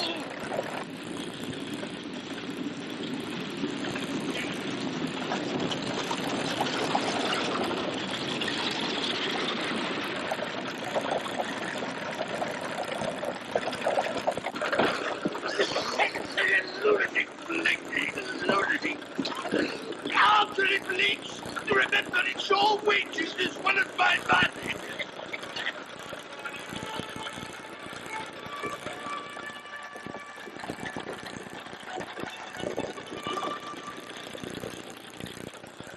Dover Road? Left at the monument.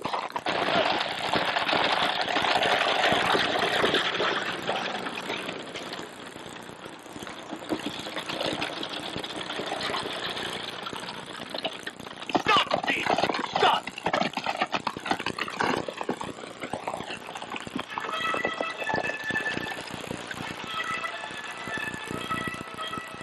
What have you done, Leech? You've lost him.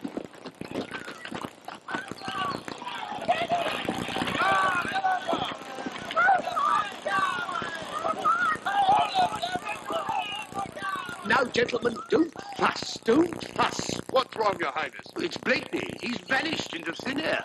Egad. You, boy, Speak properly to His Royal Highness. have you seen a canary-colored coach? Pumpkin. Do you think he's ditched? Nay, not Blakeney. No, it's some cursed trick of his. Curse him. I'll lay 100 guineas he's there, having breakfast before us. Taken? 500. I'll make it 1,000, and so will I. Is it a bet, Your Highness? All wagers are off. Madam and gentlemen, you may have my dust. To Brighton.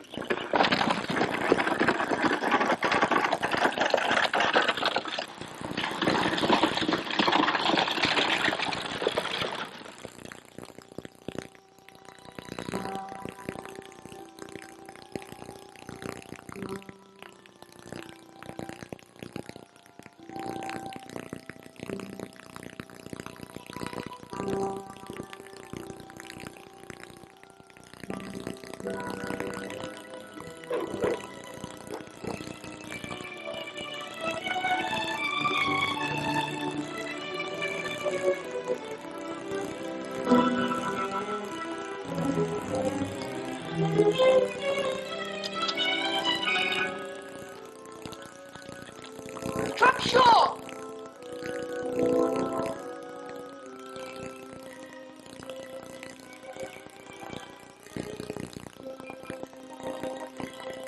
Trapshaw!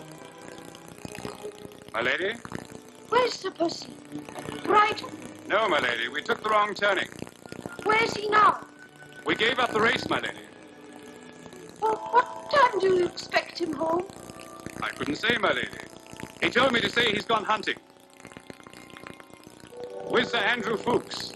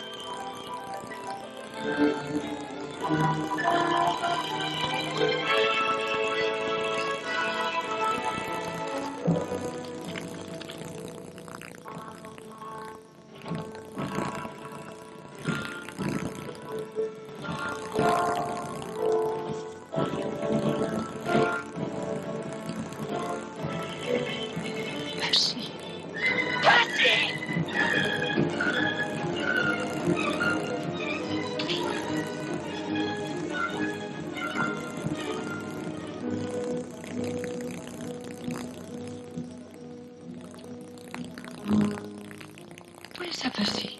My lady, he's gone hunting. Allow me.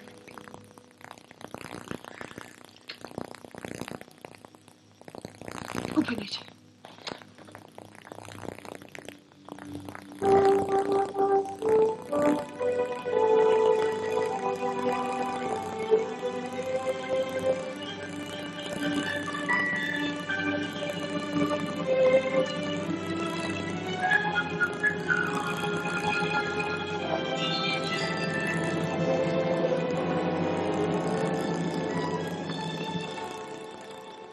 How does he keep in touch with England and France?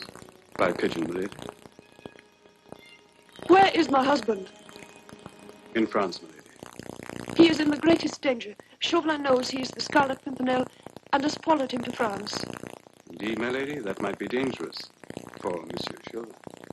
Where's Sir Andrew? With him? Lord Anthony? In London. Lord Anthony, where is the rendezvous? What do I look like a woman who wants to send her husband to his death? I want to find him, to warn him, or to die with him. I'll go with you. Oh, and the other members of the League? They've already left in the Daydream. Why aren't you with them? Because I was known to Chauvelin. Percy ordered me to stay behind. This will be the first time any of us have ever disobeyed. Do you know where Chauvelin is now? He left for France 2 hours ago. And the wind was with him. The Marquis de Saint-Cyr, when he was rescued, was last seen at Nantes.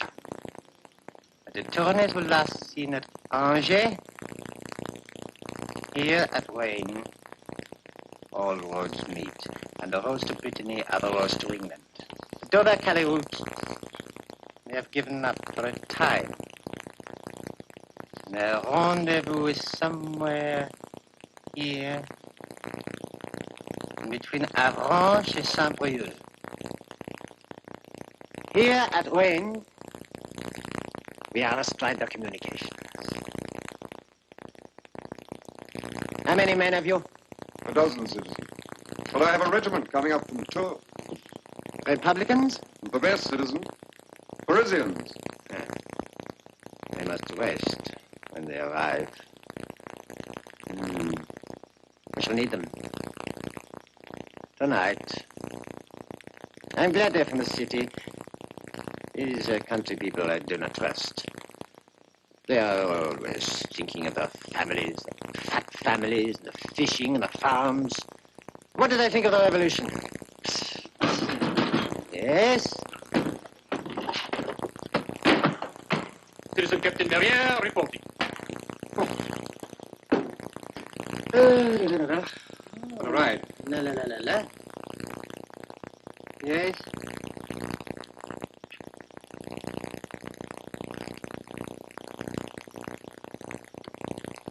It's you. How did you get here so quickly? So quickly? Oh, my word. I leave you at 2. I ride, and Gaston Merrier can ride, to Rennes, and I find you here before me. Yes. I am here before you. And why have you left your prisoners?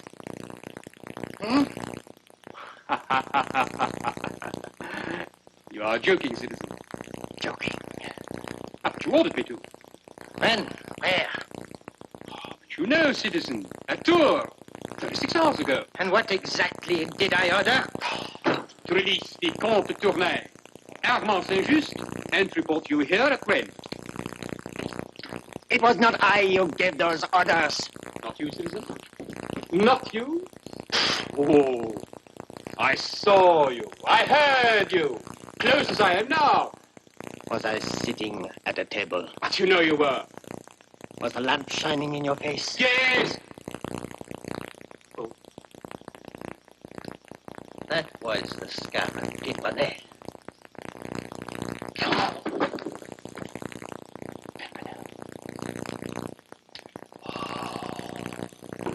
Oh, but I couldn't.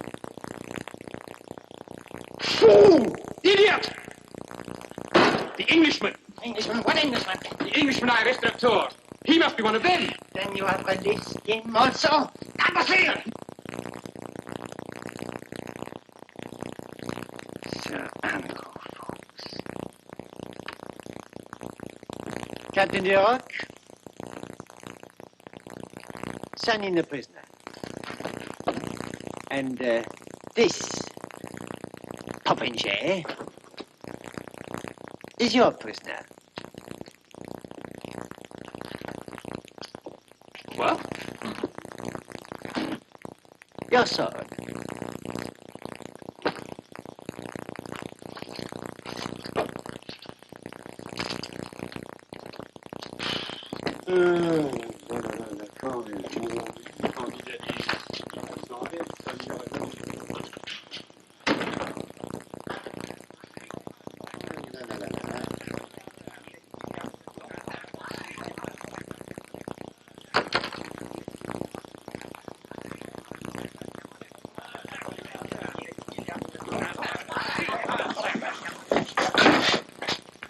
Sir Andrew Fawkes. Do you mind 2 small F's? You cannot get out, so you'd better come in. Fermez. Sir Andrew Fuchs, I want you to understand. I know who he is. Your leader. Where is Sir Percy Blakeney?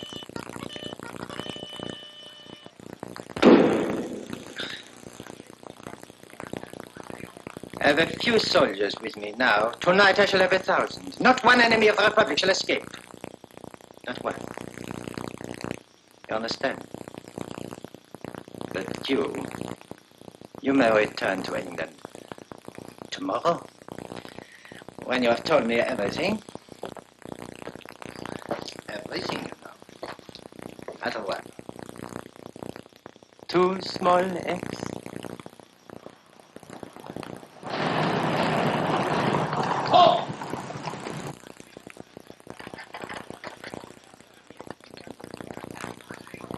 But we're English travelers, man. You can read. You'll have to see the officer.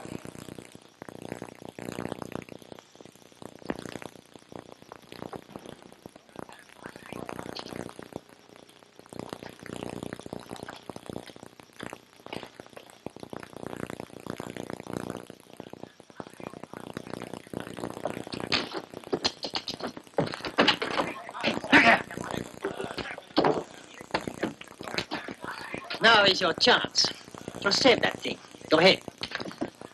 What is the barrier? There are 2 English travelers. Shoot them? No. Tell Captain George to let them proceed. Proceed. They will lead us to the Pimpernel.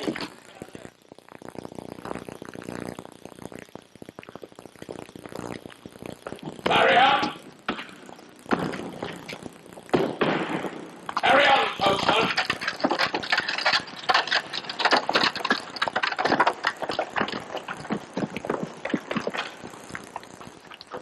Hey, hop là! Écartez!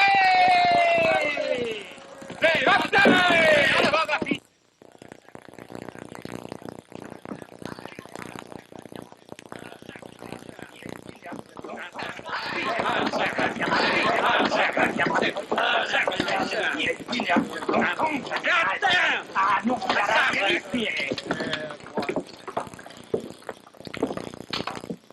Monsieur Désir, can I procure something for you, my lord? Qu'est-ce qui se passe, là?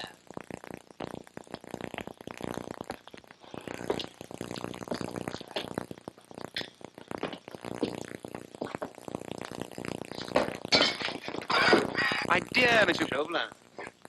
Forgive me, I must start. Try a little of this. Nasty awkward stuff, though. Soup. A friend of mine once died. Well, he didn't die, he choked. Like you. Drinking soup. I didn't know you were in holy orders. Nervous? Forgive me, I'm deuced hungry. Are you expecting someone? Not a lady, I trust, Monsieur le Curé. I don't think the Holy Church would approve. Light the fires, Jerome.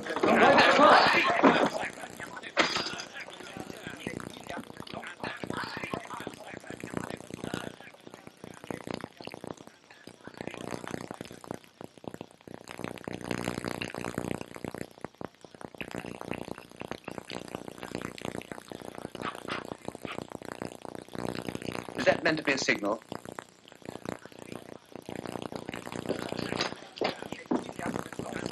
Those are the execution fires, Sir Percy, to light you to the guillotine in the square.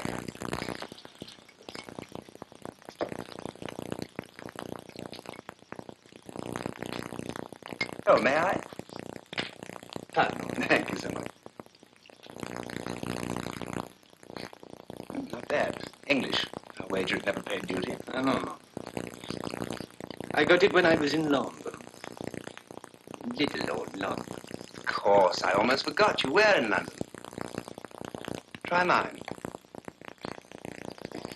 No. Sir Percy Blakeney. I know who you are. and the reason that you are here. Why you should choose to honor me with a visit, I cannot imagine. You forget. I cannot leave without Andrew. He's one of my best friends. Of course.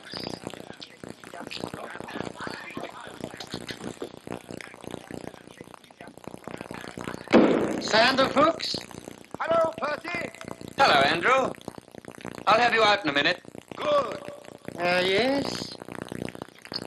It is you forget, Sir Percy. I hold you here.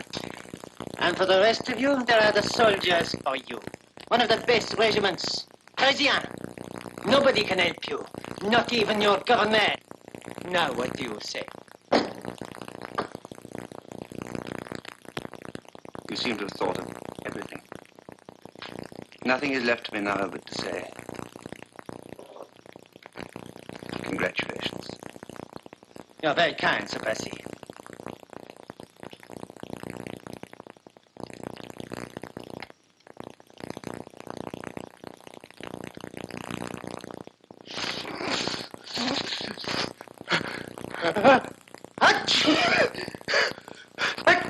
Monsieur le Curé, you're going to be defrocked.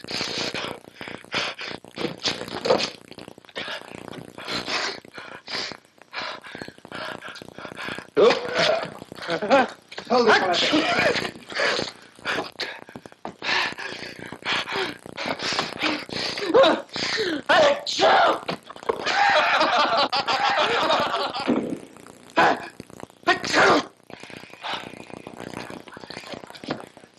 Come, my son. Allez, qui veut là? Citoyen Chauvelin! Voilà le gigot! I don't eat meat on Fridays. Pick Pick a good horse for yourself and turn all the others loose. Come sound the alarm. Sergeant, man the barrier. It's 8 o'clock and high tide's at 10. Ready? Keep low and go hell for leather.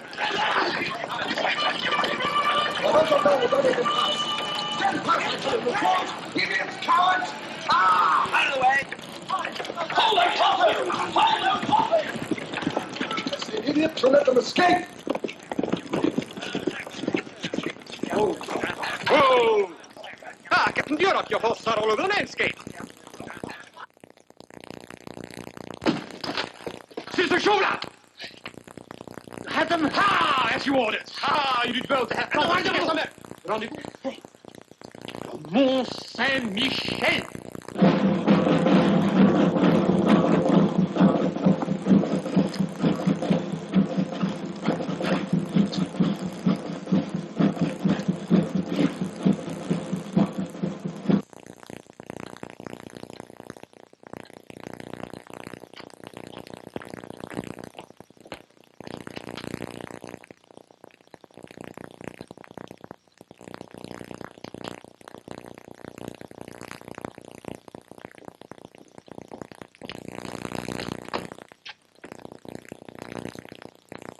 Please tell His Grace we're all ready to leave.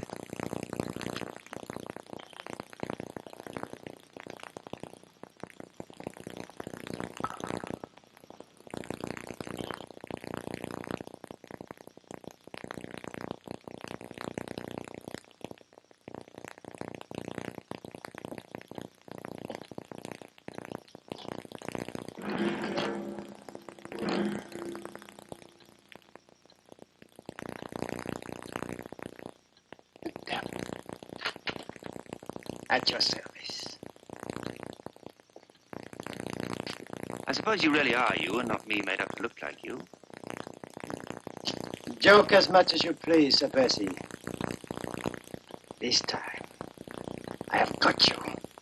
A prophet as well as a priest. I have sought you for a whole year. Seek him here, I seek him there.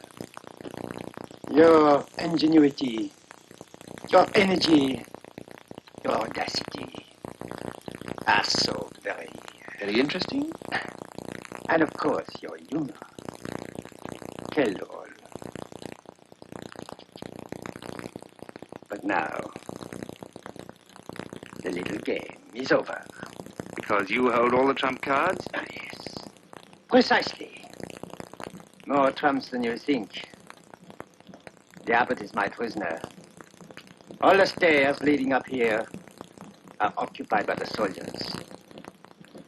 It is outside the mount. I have only to raise my voice. Yes, I see your point. But the night is black. The sea is mine. If I should reach the door, I make a dash. I don't make a dash. I don't need to, because one of my friends might shoot you from behind. Hidden in that clock. Oh, come now, no one really hides in a clock. Besides, this whole mount is honeycombed with secret passages, which you don't know, and I do.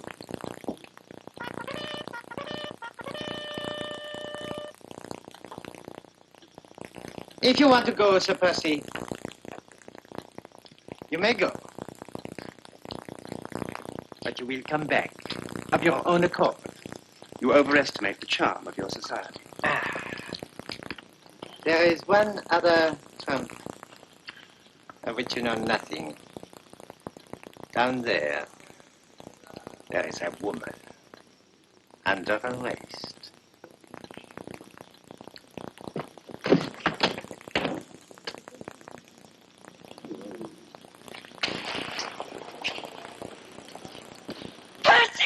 Marguerite Saint-Just has forfeited her life for aiding the enemies of the Republic.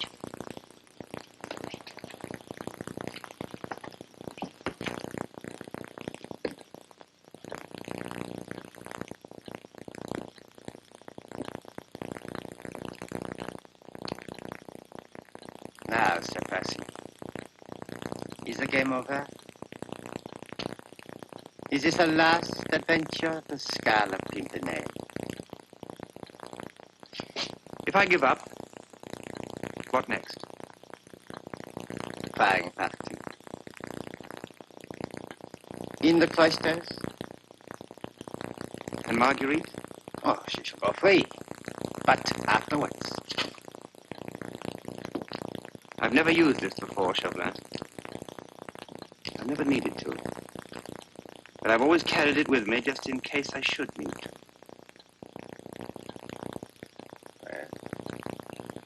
My card's on the table. If you will promise to say nothing of this to my wife, and to put her and all the others on board my schooner for England, then I'll walk in front of your firing party. I accept. Dirk! Captain Dirk! Here is your prisoner!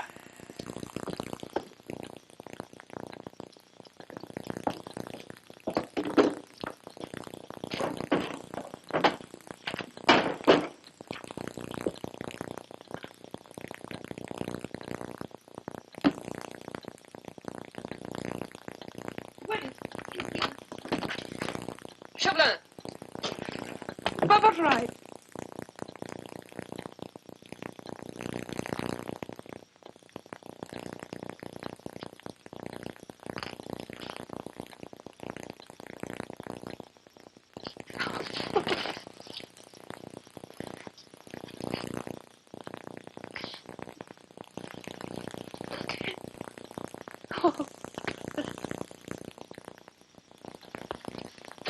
Send in the firing party after she is gone. Forgive me, Percy. Can you forgive me?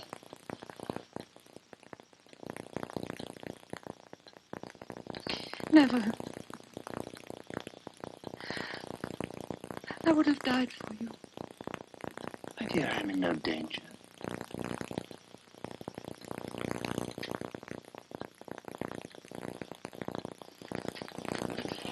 Chauvelin, is the... Oh, Mr. Chauvelin and I understand each other. Captain Duroc, will you escort Lady Blakeney to the ship? Give this order to the sergeant in charge.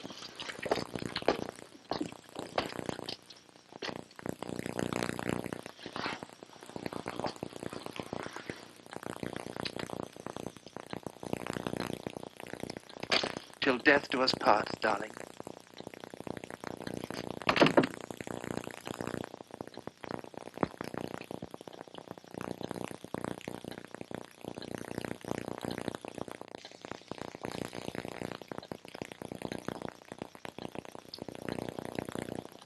The wind is rising. Southwest.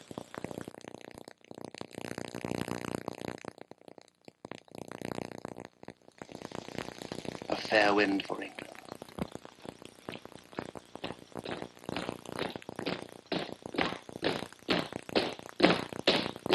Body. Up. About. Touch. Round. Musket.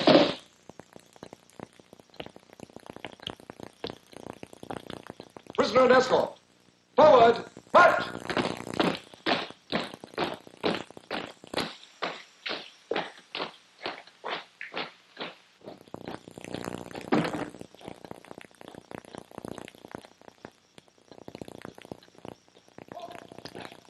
Ready.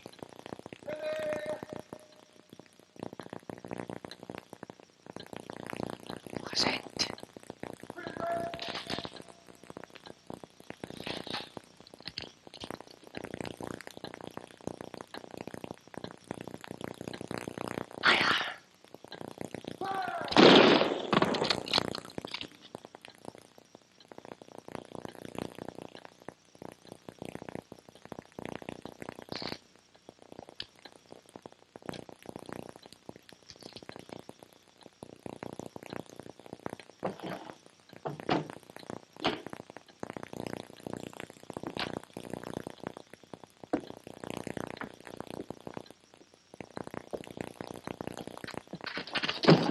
I forgot my hat.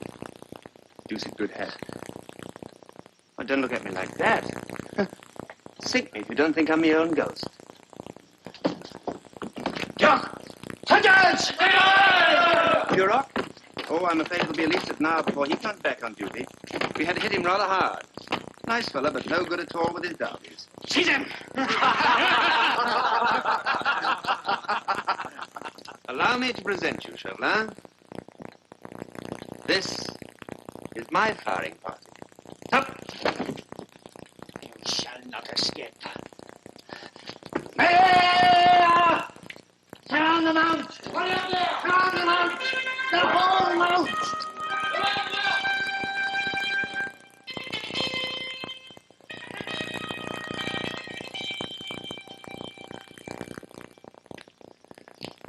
You cannot escape, Sir Percy. The whole mount is surrounded. And with the best regiment in France, Parisian. You cannot escape. Parisians? City chaps? Oh, poor fellows, they won't have a chance. Chauvelin, call them off quick. It's almost 10 o'clock. France will need those men. No more your jokes, Sir Percy.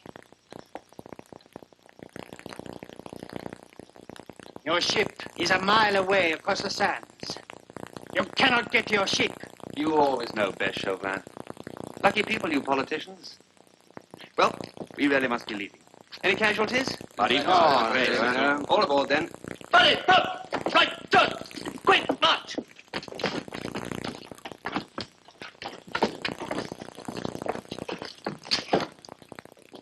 We never load them. Goodbye, Chauvelin. Don't bother to see me to my ship, because, you see, I have it all arranged. My ship will come to me.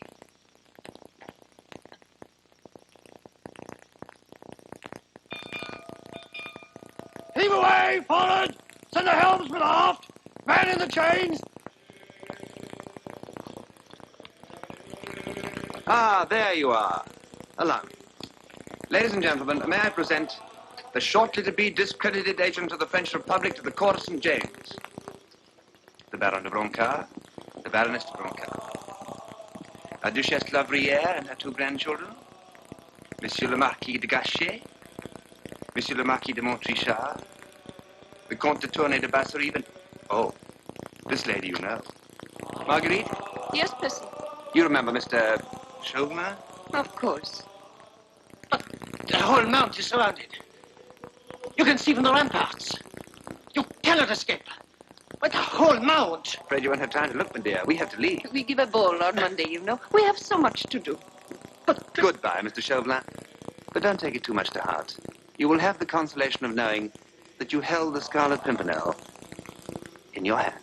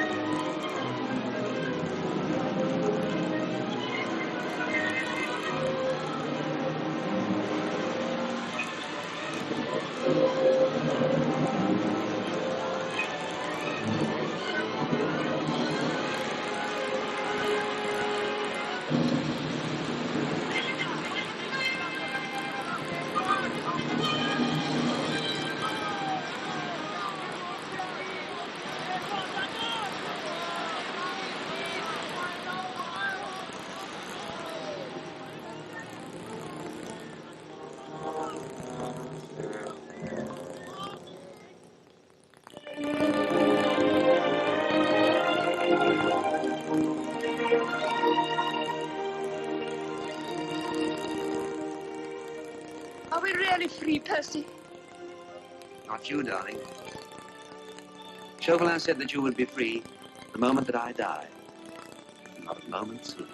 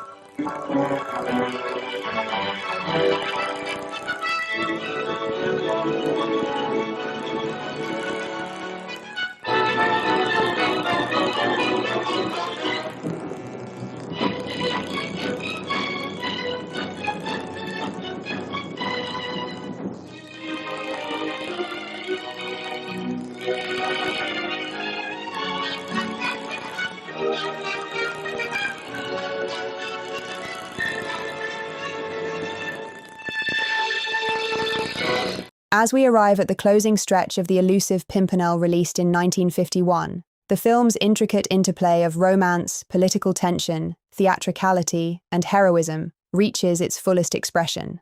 The final act is where Powell and Pressburger's intentions crystallize most clearly, revealing the deeper thematic architecture beneath the film's adventure-driven surface. What began as a playful, technicolor retelling of Baroness Orczy's beloved tale now resolves into a meditation on identity, loyalty, and the moral complexities of resistance. The closing portion of the film is not merely a culmination of plot, it is a culmination of character, ideology, and cinematic artistry. By this point, Sir Percy Blakeney's dual identity has been tested to its limits. David Niven's performance, which began with flamboyant humour and aristocratic satire, now reveals its emotional core. In the final act, Niven allows Percy's vulnerability to surface, not in grand displays of emotion, but in subtle shifts of expression, tone, and physicality. His charm remains intact, but beneath it lies a man who has carried the weight of countless lives saved, countless risks taken, and countless secrets kept. Powell's direction emphasizes this emotional shift, using close framing and quieter moments to reveal the humanity behind the legend. Percy is no longer simply the elusive hero, he is a man confronting the consequences of his choices. Marguerite's emotional journey reaches its most poignant point in the closing act. Margaret Leighton's performance deepens as Marguerite confronts the truth about Percy's identity and her own role in the political turmoil surrounding them. Her earlier confusion and fear give way to clarity and resolve. Powell frames her transformation with sensitivity, allowing her emotional awakening to unfold through gestures, pauses, and carefully measured dialogue. Marguerite becomes not merely a romantic partner, but a moral equal, someone who understands the stakes of Percy's mission and the courage required to stand beside him. Her reconciliation with Percy is not simply romantic, it is ideological, emotional, and deeply human. Chauvelin's pursuit reaches its most intense phase in the final act. Jack Hawkins plays him with a controlled ferocity, embodying a man whose ideological conviction has hardened into obsession. Chauvelin's determination to capture Percy becomes symbolic of the revolution's darker impulses, the desire to enforce ideological purity at any cost.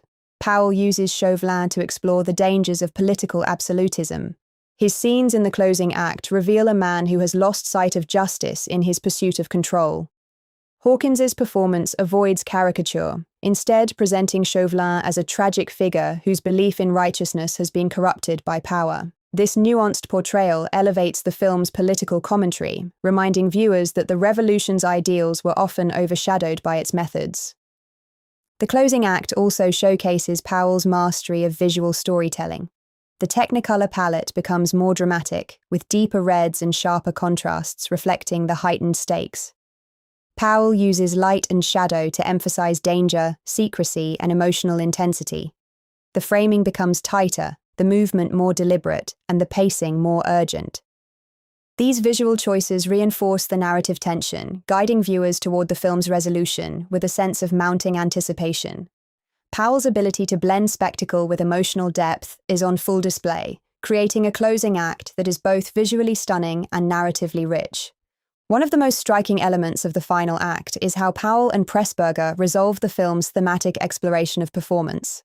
Percy's theatrical persona, which once served as a shield and a distraction, now becomes a symbol of resilience. His ability to manipulate perception, to turn danger into spectacle, becomes essential to his survival and success. Powell uses this motif to highlight the power of performance as a form of resistance. Percy's flamboyance is not frivolous, it is strategic.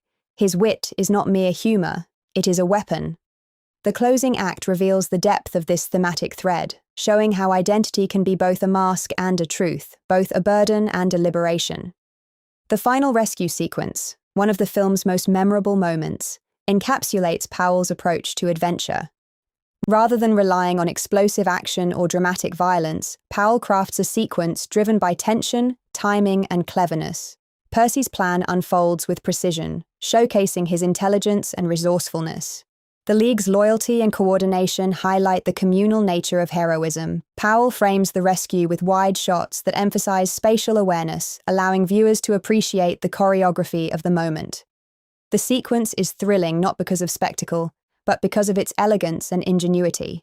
Marguerite's role in the closing act reinforces the film's emotional stakes. Her decision to trust Percy, to stand with him despite the danger, reflects her growth and her understanding of the moral complexities surrounding them. Powell uses her presence to ground the adventure in human emotion. Her scenes with Percy in the final act are charged with sincerity, revealing a relationship built not on romantic fantasy, but on shared conviction and mutual respect. Their reconciliation is understated yet powerful, reflecting Powell's belief that emotional truth is more impactful than melodrama. Chauvelin's final confrontation with Percy serves as the ideological climax of the film. Their exchange is not merely a battle of wits, it is a clash of worldviews. Percy represents compassion, individuality, and moral courage. Chauvelin represents ideological rigidity, political control, and the dangers of absolutism. Powell frames their confrontation with dramatic tension, using close shots and sharp dialogue to highlight the stakes. The resolution of their conflict is both satisfying and thematically resonant, reinforcing the film's exploration of heroism, justice, and the human cost of political extremism. As the film moves toward its conclusion, Powell shifts the tone from tension to reflection. The final scenes offer a sense of closure without sacrificing the complexity of the story. Percy's heroism is acknowledged, but not glorified. Marguerite's emotional journey finds resolution, but not simplification. Chauvelin's defeat is portrayed not as a triumph of good over evil, but as a reminder of the dangers of ideological obsession. Powell's closing moments emphasize the humanity of the characters, allowing viewers to appreciate the emotional and moral dimensions of their journeys. The film's final image, Percy, Marguerite, and the League standing united, encapsulates the themes of loyalty, courage, and identity that define the story. Powell uses this moment to reinforce the idea that heroism is not solitary. It is communal, built on trust, shared values, and the willingness to stand against injustice. The closing act transforms Percy from an elusive legend into a symbol of moral resilience, reminding viewers that true heroism lies not in spectacle, but in conviction. Reflecting on the film as a whole, the closing act reveals why the Elusive Pimpernel remains a compelling and emotionally resonant work. Powell and Pressburger's ability to blend adventure, romance, satire, and political commentary creates a film that is both entertaining and thought-provoking. The closing act brings these elements together with clarity and impact, offering a resolution that is satisfying, meaningful, and artistically rich. The production history adds another layer of appreciation. Knowing the challenges Powell and Pressburger faced, the creative conflicts, the re-editing, the commercial pressures, makes the closing act even more impressive. Despite these obstacles, their artistic vision shines through. The UK version preserves the emotional depth, visual beauty, and thematic complexity they intended. The closing act stands as a testament to their resilience, creativity, and commitment to cinematic artistry. In the end, The Elusive Pimpernel is more than an adventure film. It is a meditation on identity, performance, and moral courage.